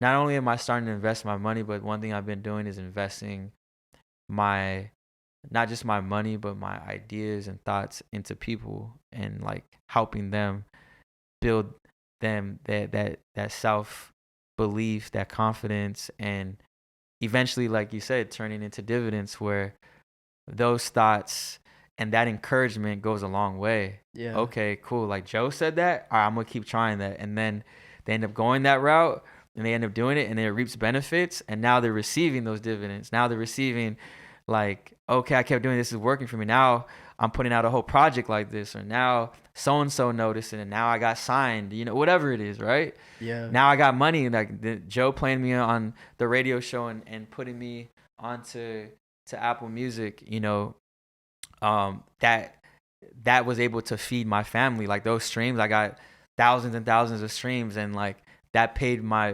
rent for a couple months. You know what I mean? Yeah. Like, that's raw. And those are the things that I receive back from people, week to week, and when people tell me their stories. But that's what it's about. It's like, what is your legacy? What is your purpose? Like, I don't want this to just be transactional for me, where it's just, yo, like, I know you guys love my brand, and I know you guys love coming to the shows, and you love the merch, and here's a link, buy the tickets. Like, Yeah. it can't just be transactional. Like, what do we give? Yeah, okay, cool, I'm putting you onto music, but what else can we give? What else can I give you? You know what I mean? Whatever it is, my time, my information, or whatever I feel comfortable sharing, or like knowledge and experiences, what can I put back into the people that are putting back into me? So that's really like where I'm at right now. Do you think that being able to know what you're good at and what you're not good at is a big attribute to your success? Because like you mentioned that Rick Rubin little clip that went viral, he kind of talked about like, he's not technical. He doesn't necessarily know a lot about music in his words, but he knows what's good and what isn't good. So do you think it's just as important as it is for you to know what's good? Do you think it's important to know what you're not good at so you can delegate that to other people? Yeah, absolutely. I mean, I think not that we can't learn other attributes or other things that maybe someone around you is already good at, and that can strengthen your value. It's different. Here's the thing. There's two sides to it. It's different if you already have it in you, and you actually do have that it's like it's just God given, you know, it's in your DNA. Like you have the ability to do whatever craft or whatever, learn a certain attribute that can only benefit you and your team or whatever it is, right? That's real, but it just takes some real like core discipline and timing to like pour into it and to develop that. But then there's just certain things where it's like you got to let the greats be greats at what they do. And that's what, and as an example, when people ask me like, why don't you produce, or like you should, I mean, yeah, I have the ear. I think if I put my mind to, I can be a pretty, just based off my work ethic, I can be a pretty good producer or like a beat maker. And because of who I am, I can get into a lot of rooms that a lot of people can't, just because of the work that I've done for myself in Soulection, that I would automatically get into sessions. I know if I felt confident to be, I would have never put myself in that position if I have nothing to give. Yeah. But when people really ask me that, I'm like, one, I mean, come on, like I'm running like an empire of 5 to 7 entities, you know. I only have so much time. I'm doing a radio show. If I was just like Joe K, the DJ and the radio host, then maybe I would be pouring into certain elements. And I'm using myself as an example to your question, because I feel like it's the most relatable for myself and to explain this concept. But because of that, I'm just like, man, you have all the great producers on Soulection and people that I've encountered and worked with and have had on the show and that I find every week. These people are so great at what they do. I'm like, I'm at the sessions last week for Soulection in 2K, right? And just to see the stuff that the team was making was incredible. Like, bro, this is like no bias, but it's just we have one of the most diverse teams. I'll put my team up against anybody in the world. I don't care, you know, how many plaques and how many Billboard and Grammys.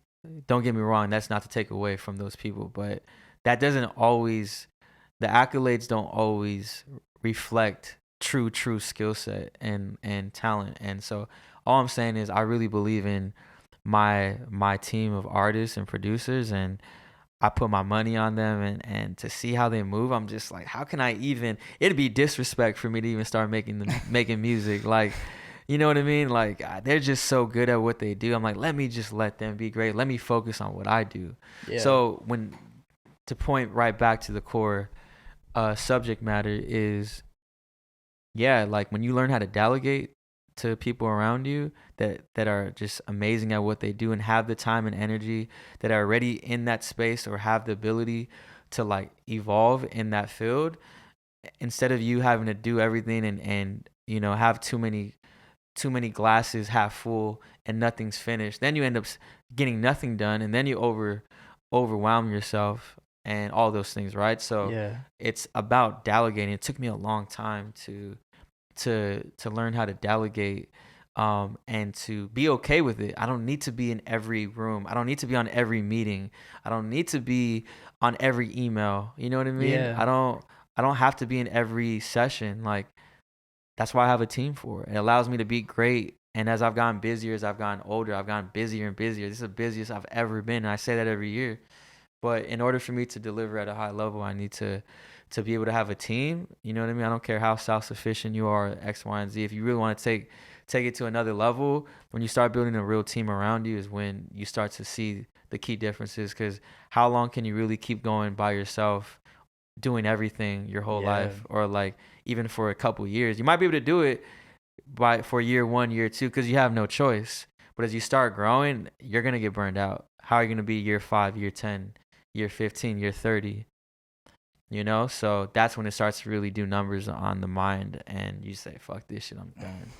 You know, so that's why, when I see people that are great in what they do, like whatever it is, video editing, all those, I have the love for all those things: editing, photography, making music, doing whatever, scratching.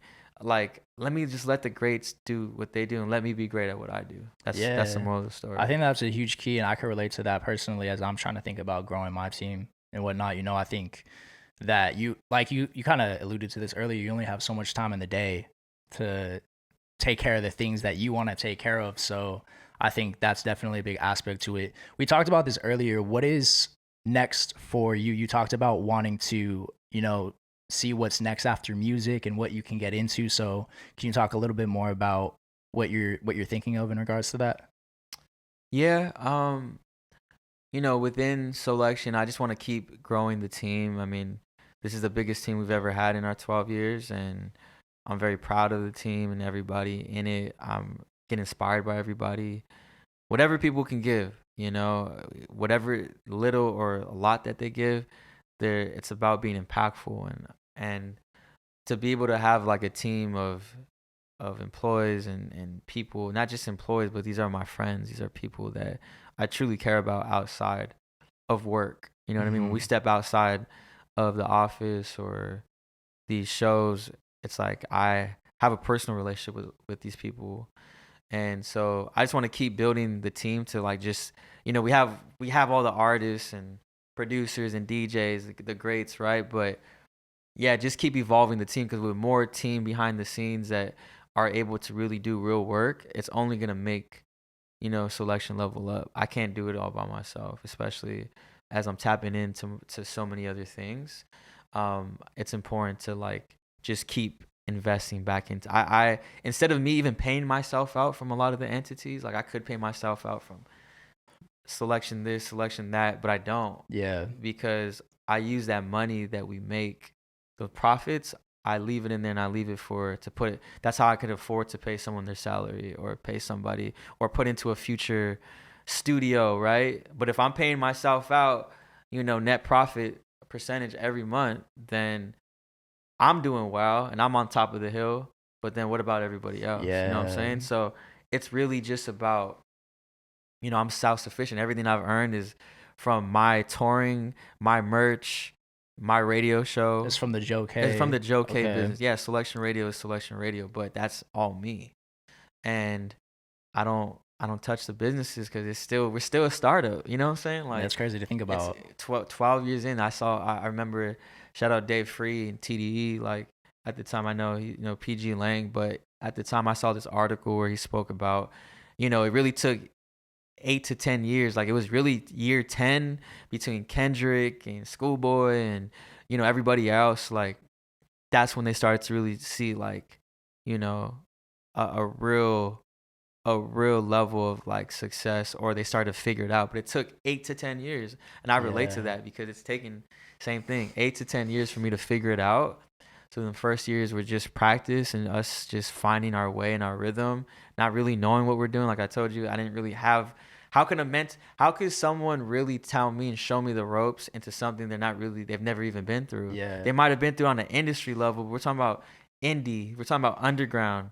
If you've never been part of the underground full time, it's one thing to start in the underground and then go corporate or to go industry and to sign. You know what I mean? Yeah. We've been in the underground this whole time. And yeah, we've had some bright and some, commercial success, but we're still coming from an underground. Yeah. So if no one's in the underground, how can I, if they're high on, the 200th floor, or they're on their private jet and they're in the clouds all the time, how are you going to come down to the ground and you can give me advice on what it takes to get there, but I'm saying I'm going through real things every day, like in this, I'm dealing with a different group of people.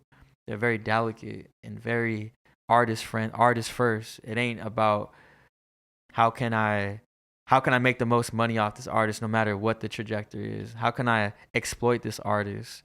That's not the world we come from, you know what I mean? Mm-hmm. And no disrespect, but that's just fast paced, fast life, fast check, on to the next, sign a new writer, sign a new, producer, a new artist, new talent, you know what I mean? Always on to the next. Right. And that's just how a lot of the industry works. Not everybody. I have a lot of great friends, by the way, that are very intentional, and they're in the industry and they do things with extreme, delicacy and artist friendly. But what I'm saying is the majority, it's just a check, you know what I'm saying? Yeah. And for me, that's what I want things to do. And then the last part is, just keep investing into myself and into these other streams outside of music, so I can build, financial freedom for me, my family, and just people around me. That's really what So Yeah, you kind of, I think you've talked about this before too, is like Soulection was kind of your university, talked about yeah, how it's taught you more almost than you learned in college. And even speaking on the intentionality piece, like, I think it's funny because you literally went to Long Beach, Cal State Long Beach, just so you could have the radio show, right? Back in the day. So even back then, you were being intentional with just what you wanted to do. So I think it's been a reoccurring theme in your life, and it's set you up for what you're doing now. And it's crazy to think that despite all the things you have going on right now, you're thinking about what is next and what's in the future. And I think that that's very hard to come by. You know what I mean? Not a lot of people are thinking about that in present day. Appreciate you, man. Thank you for recognizing this. And again, I just want to let people know that it's taking time to get here, and I have friends that are already early mid-20s that are already getting to this mindset, or at least they're starting to. They're thinking, I wasn't thinking like this. I wish someone would have been in my ear. You know what I mean? Like, yo, Joe, like, I don't care. You just made X amount on your tour. You just had a successful drop with Soulection and on the Soulection supply side with your merch. You know what I mean? Like, you got this advance or whatever it is. Like, yo, just take whatever, $500, take a couple racks and just put it here. Just trust me. Just put it into a recession-proof stock, or put it into like the top 5, put it into an ETF, put it into an index fund, put it into something. Or, yo, man, instead of going and buying this and wasting it and spending X amount, like, yo, man, go buy a plot of land or some shit. You know what I mean? Like, go somewhere out of state where it's cheaper, and like go buy it. Like, some assets. Even in Joshua Tree, man, like, I've been early on JT, and like, what? I could have had houses and like whole estates because of how cheap the land was before all the hype. You know what I mean? And it just takes somebody that with real, like, credibility, or someone that you trust, to just come in and say that. I didn't have that. And even if a few people did, I just wasn't strong enough. I get it. Like, people don't want to be responsible, especially if things don't go right. So you tell someone to do something, I get that. But there's just some things, that I feel if I would have had someone like me right now, what I'm doing with my friends, like, man, I would be in a different place. So I'm not living in regret. I'm glad that I'm here now. But some people don't even learn the things that you've learned until they're like in their 50s, or like even later in life. There's a lot of that, or ever. Exactly. They make excuses like, oh, it's not the right time, or, oh man, funds are low, but they over here going to the club, they going to the bar, spending, $40 to $100, or they're buying the new fits designer, you know what I mean, with their checks, and in debt, and paying interest rate on every minimum payment. And it's like, you got the money. It's not about how much money you spend and invest. It's just about starting somewhere and putting something into it. Yeah. You know what I'm saying? Yeah.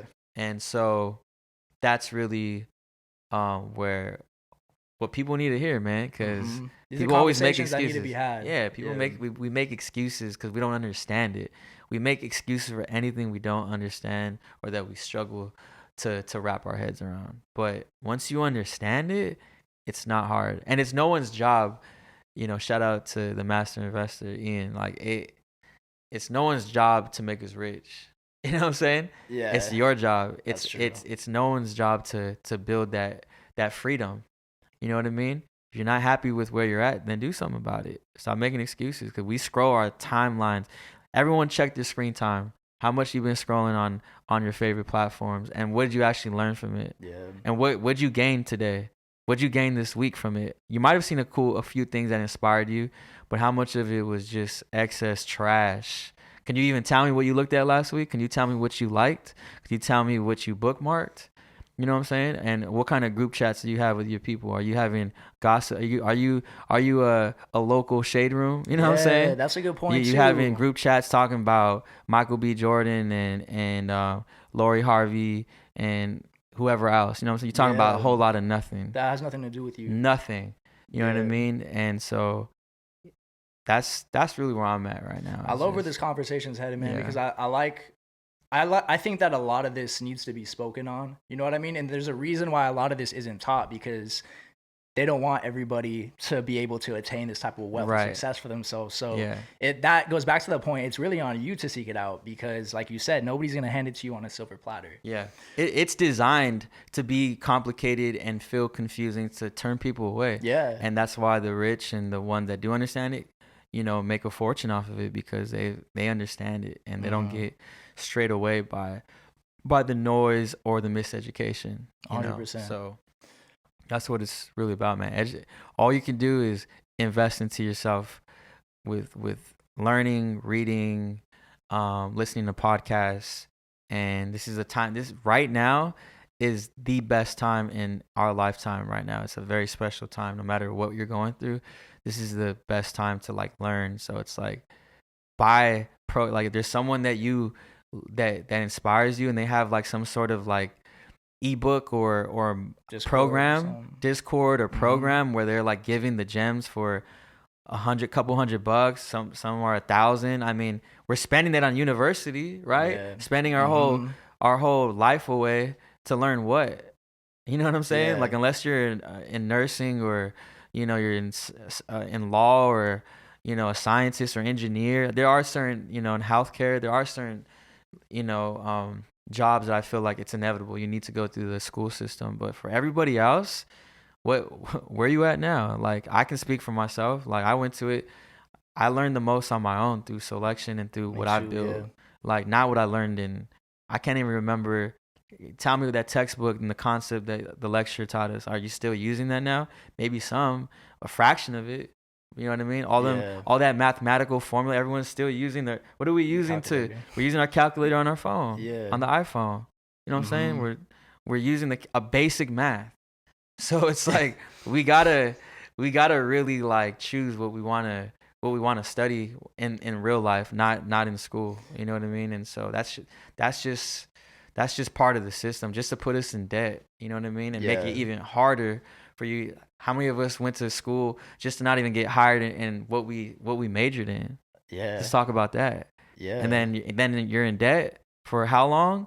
And then you're paying your you're living a whole 9 to life to 5 pay that off. that you're not even happy at. That's just a scam. It's a scam. Call it what it is. It's a scam, man. And don't get scammed once, get scammed twice. Don't do it again. Find yourself, find your way, and you know, create your life eventually. It takes time, but you know, once you get there, it's just I'd rather be working till 3 a.m. and stressed out working on a radio show mix than being unhappy at graveyard or having to wake up at 8 a.m. on a Saturday and go work at the restaurant I used to work in. And there's nothing wrong with doing that. I had to put in those hours, but it took years for me to be doing that, to be like, I can't do this anymore. Yeah, and it makes you appreciate the life you have now so Right. much more. At least I'm stressing about my job, my taxes, my group versus someone else's. You know what I mean? Or something that I don't even have a say-so in.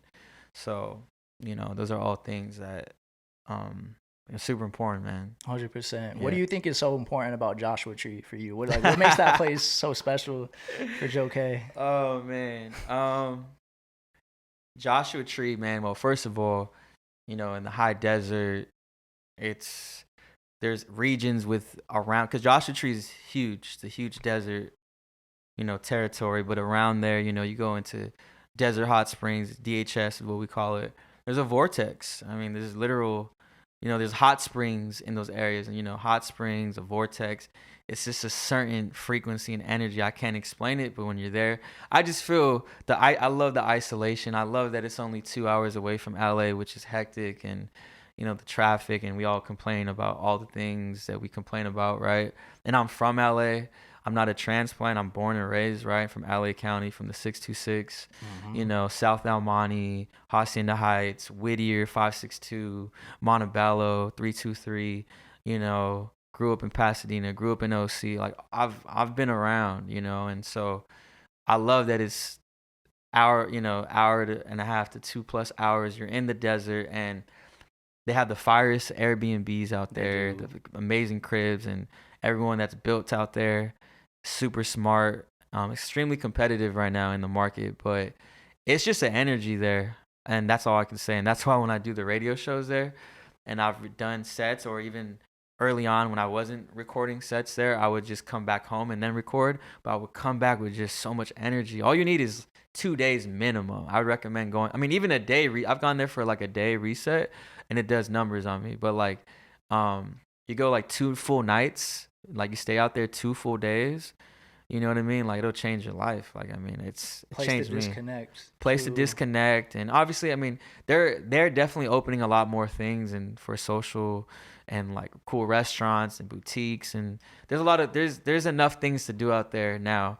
But it's really not even about going out there to turn up or like do all these other things. It's really about just tapping in and being isolated. You know, like just working from the crib there. I mean, a lot of you can find a really nice spot out there for a decent price depending on when you go, but there's a lot of options, man. And I don't know, it's just a special place, and I'm trying to really like create a lot out there, which is why I'm doing these shows out there. Yeah, you got a show coming up with Jared Jackson and Olea. Yeah, I saw that. Yeah, we did. We just sold out today. We sold out. Oh shit! Congratulations, thank you, bro. Sold out 2 shows.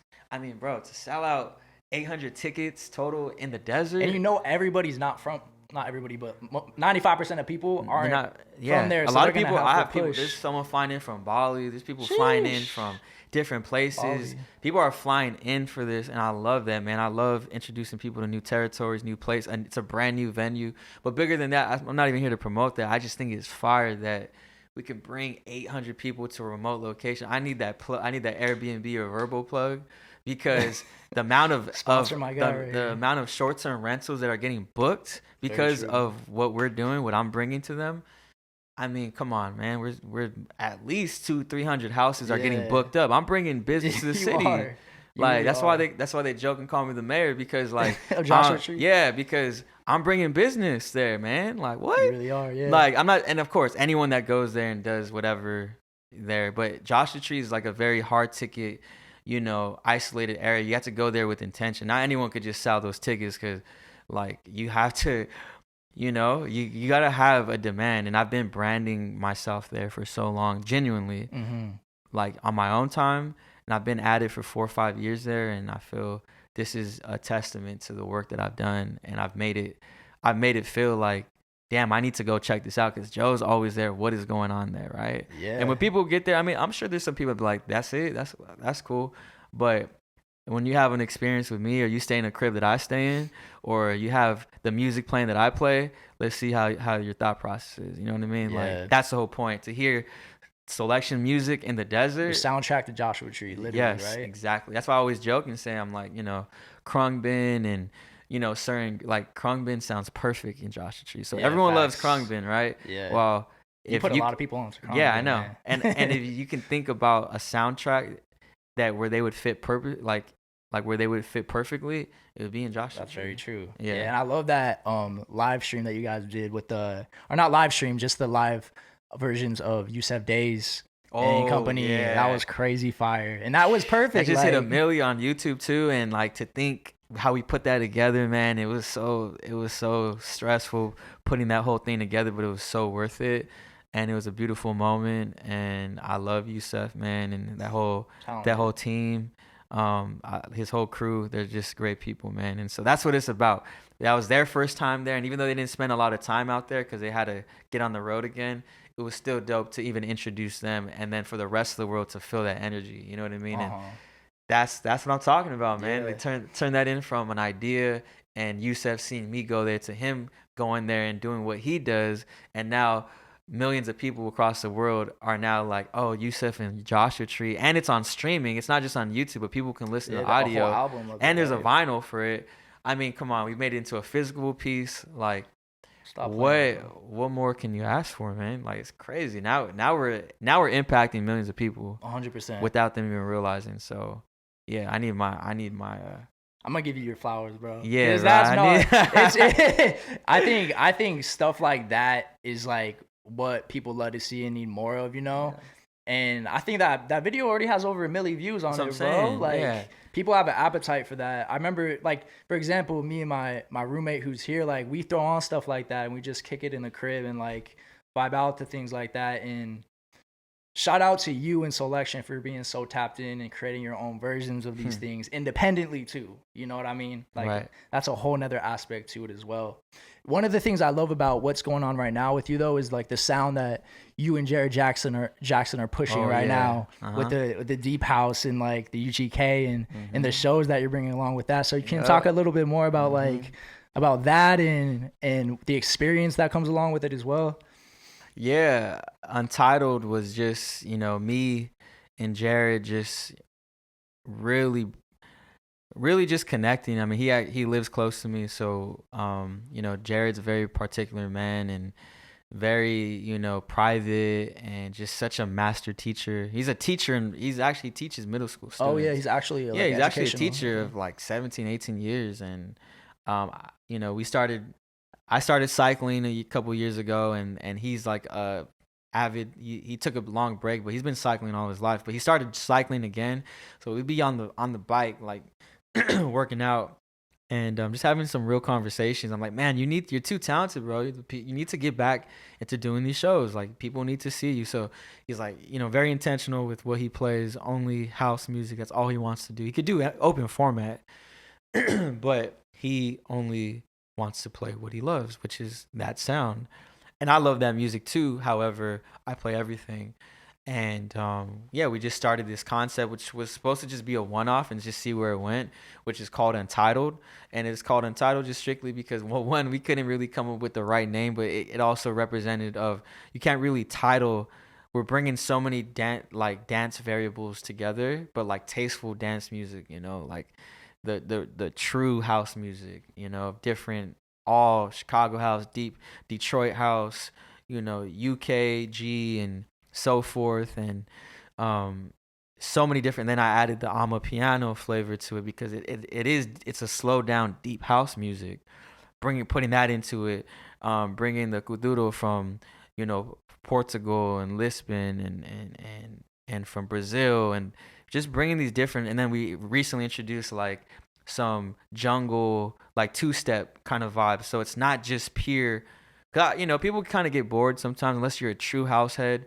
We're introducing a lot of people into these sounds. It's not that no one's ever heard house music, but people that wouldn't really go to a house night anywhere else are like, okay, Soulection's doing it. I'll pull up. And it's not like the SoundCloud house where it's like a minute or 2 minutes of just like 4/4, like just 115, 120 BPM house, and then it goes into like a bounce beat, like it breaks like down. No, it's just we're playing the tunes and we're educating and we're bringing out, and then also the people who come out want to be there because we're filtering out the people that maybe just want to hear like open format Soulection style stuff, like edits and beats and whatever they desire that we play anyways. But this is just bringing out the dance heads, the people that really true like to the culture. The true deep. This is the true deep sound, and it's cool to see who comes out. And we've already done like 4 or 5 nights in total, and there's so much value there. And most importantly, I got to just see my bro like kill it on the decks every night, and it's just there's no ego between us. It's not about who opens, who closes. It's just like we're both killing it. We're both bringing stuff. He has his style, I have mine. And he respects my taste. I obviously respect his taste. And we just come together, man. And it's not, and, me having my market and being able to sell out, whatever I sell out, but also bringing my audience and Soulection audience he's already a local legend, but there's just a lot of people that need to know about him. So that was where it started from. So thanks to Untitled, I feel like it's really got him out more because he would just be at the crib, Yeah. And it's hard to find like house nights that he affiliates and feels confident in LA or in Orange County, just like out in SoCal. Like there's people doing house nights, but what I'm saying is especially right now with it being so popularized. Yeah. There's people and there's great nights going on, by the way. I'm just saying he's very particular. Gotcha. And he just he's very specific about who he plays with, who's organizing it, and you know, he trusts me and I trust him. So it was just a way for us to both, you know, come forward. And yeah, man, it's built a lot of musical freedom for me to be able to play the music that I'm even playing outside of Untitled now. I was talking about my confidence where I'm at with my DJ sets now. I'm at an all-time high. Really? Because the Untitled sets force me to only play that. It's like rules, you know, it's restricted to only certain sounds. I can't just play other stuff. So it made me just go harder. And then when I do other sets that are open format, I have so much freedom, and I'm still playing like hybrid Untitled sets. So now I'm bringing that up-tempo sound, high energy, but bringing it in with the beats and everything. So now I'm just fusing it all together. And you're introducing everybody at these like open format shows to what Untitled is about as well. Right. I have a folder called Untitled Rarities, and it's like my other playlist from Untitled that I'm only using. Like, those are the songs that I don't have time to play or that I'm scared to play because they're more like experimental. So now I'm like forcing myself to play that. Okay. And I'm in this headspace where I'm just like, just play it. Who cares like what they think? You know, they're gonna respect it, or if not, it's gonna make sense, or they're gonna appreciate it, at least like you're playing something different. You don't gotta like it, but you're gonna respect it because it's different. And that's just like an all-time zen place to be in, you know, to be able to play something that you only listen to in your headphones that you're scared to play, and to finally just let it play, and then it ends up sounding good, or someone ends up asking you like, yo, what was that? And you were scared the whole time to play it. That's really what it's about, you know. Do you think you're constantly like proving to yourself that what you believe in your taste is like worthy of putting anything out, if that makes sense? Like, do you feel like constantly when you're thinking like, I don't know if I should do this or not, but you do it and it works, does that make the next thing easier to do, if that makes sense? Yeah, it's taking risks, and every time, like, it's like those dividends. You take risks and there's a reward for it. And I'm not saying every risk has the same return, but if you don't try, how will you ever know? If you don't take that risk, if you don't walk through that door, if you don't hit play on that record, how are you gonna find out? 100%. You know what I mean? Yeah. So, and it's just it's part of the brand. It's part of the respect. It's why people are paying. They don't want to just hear the same stuff that I was playing years ago, or every other, you know, DJ that is in the same community or inspired by Soulection. Like, what separates the greats from the fakes or from the influences? Like, what makes you any different? And so I have to remember who I am. That's true. Yeah. Like, I'm fucking Joe K. Like, facts. Like, yeah. Bro, like, I'm him. 100%. And I don't say that with no ego. I don't say that with no like cockiness. I'm just being honest. Like, I'm here for a reason. I was sent here, and I'm doing me. I love that. And I have to embrace it. I got to stop being, you know, humble. Like, I'm humble, but like, I got to stop being timid, and I got to lean into my power. Like, lean in. When you lean into your power in a genuine way, not in a negative or like taking advantage sort of way, you know. But when you do it right, I mean, you become stronger. And so pretty much embracing myself, I'm embracing my skill set. I'm embracing, like, yes, this isn't just a moment that's just going to be stripped away, or like your 15 minutes are up. No, I've been doing this all my life, you know, since I've been doing it, you know, 15 plus years. And I've been doing it at this level at least for a good 8 years. And it's only gotten higher and higher. So I'm 8+ years of traveling the world for a reason. People are booking me for a reason. So you need to understand that this is something that is meant. And as long as I keep working on my craft, and I keep developing, and I keep finding new music, and I love it as much as I did when I started, then I'm only going to keep going higher until I decide to stop, you know. And so that's pretty much that's how I see it, you know. So I need to walk like I'm 7 feet tall. I need to move. I need to play like I'm the best. You know what I mean? It's about the track selection. It's about the music that I'm playing. It's about, you know, just having the intuition of what to play, knowing which tracks to blend. It's not about me up there scratching and trying to put on a clinic. It's about I'm there to play. It's a music session. I don't even see my sets as I think my blends can be pretty good. I've had some reckless moments. I mean, I'm not perfect. Does LeBron have, does Jordan, Kobe, do they all have great games? Do they have horrible nights? Of course. Like, Yeah. I have nights where I'm not as efficient. But in terms of the music that I'm playing, you're going to hear something that you've never heard, forgot about, or think and can't put a name on it. You can't even Shazam it. Yeah. That's that's my purpose. So I know that and keep running with it. It's been amazing to see the audience retain too throughout Soulection's history, because you guys have progressed into so many new sounds and pockets, and to see an audience that follows along with that is crazy. You know what I mean? Like, you would think that most people would be turned off like at a certain point, but they just keep following along because they trust you. You know what I mean, with the music and what you're doing. Right. So it's been amazing to see it. Yeah, no, I appreciate it, bro. So yeah, man, it's a blessing. I don't take it for granted, because again, it could end at any moment. So whatever it is that I'm receiving and whatever I'm gravitated towards, or that's why I try to take every photo that I can with people. I try to listen to people's stories of how they found me or Soulection. And yeah, you have to, man, because this isn't forever. Mm-hmm. So it's really just about tapping in and finding time for yourself. Absolutely, man. Well, I appreciate all the gems you've given us, all the knowledge you're dropping. I learned personally a lot, and I can't tell you how much it means to me for you to come on this platform and be able to share your mind and give your time and be vulnerable. You know what I mean? I know that a lot of these conversations for you are rare, on camera and on air. So yeah, thank you. I express gratitude to you. I'm excited to see what's to what's to continue to come for you. And man, I'm gonna keep taking notes for sure too, because you're providing a blueprint to a lot of us and inspiring a lot of people. And I don't need to tell you this, but it's really appreciated. And I hope you continue to keep doing what you do, and I can't wait to see what's next for you, bro. I appreciate you, bro. And likewise, man, keep going with this. And we talked about some great things already that I already feel you're going to make improvements on the next episode and the next one. And just,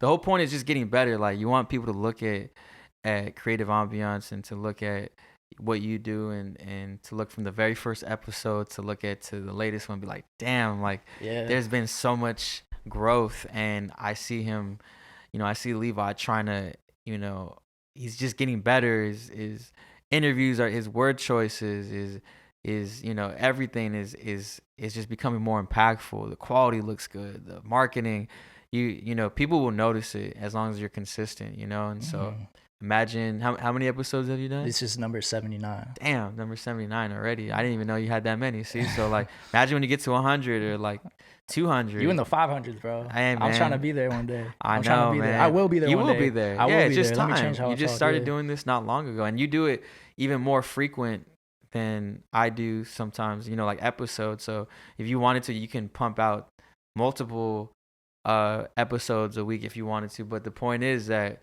yeah, man, I think your trajectory is great, and just keep at it. So excited to see what you develop into. And yeah, man, thanks for asking the right questions today and setting me up to be able to make me feel comfortable to speak about all of this, because like you said, I don't open up to many people. These are very private conversations that I have with my loved ones and people every day. Like, they get this from me, but I think I need to start sharing this more. So that's my commitment to myself moving forward. I told you I was planning on some things to try to deliver these messages in short form more often, but making it impactful. But yeah, I need to stop talking about it and just do it. I need to take my own advice. So that's why I ain't saying nothing. No, 100%, man. Well, I appreciate you once again.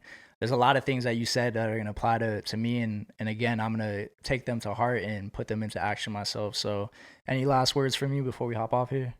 No, man, just thank you. And to those, I don't know how long this was, but to whoever is still listening, thank you for making it all the way through. I hope you learned something.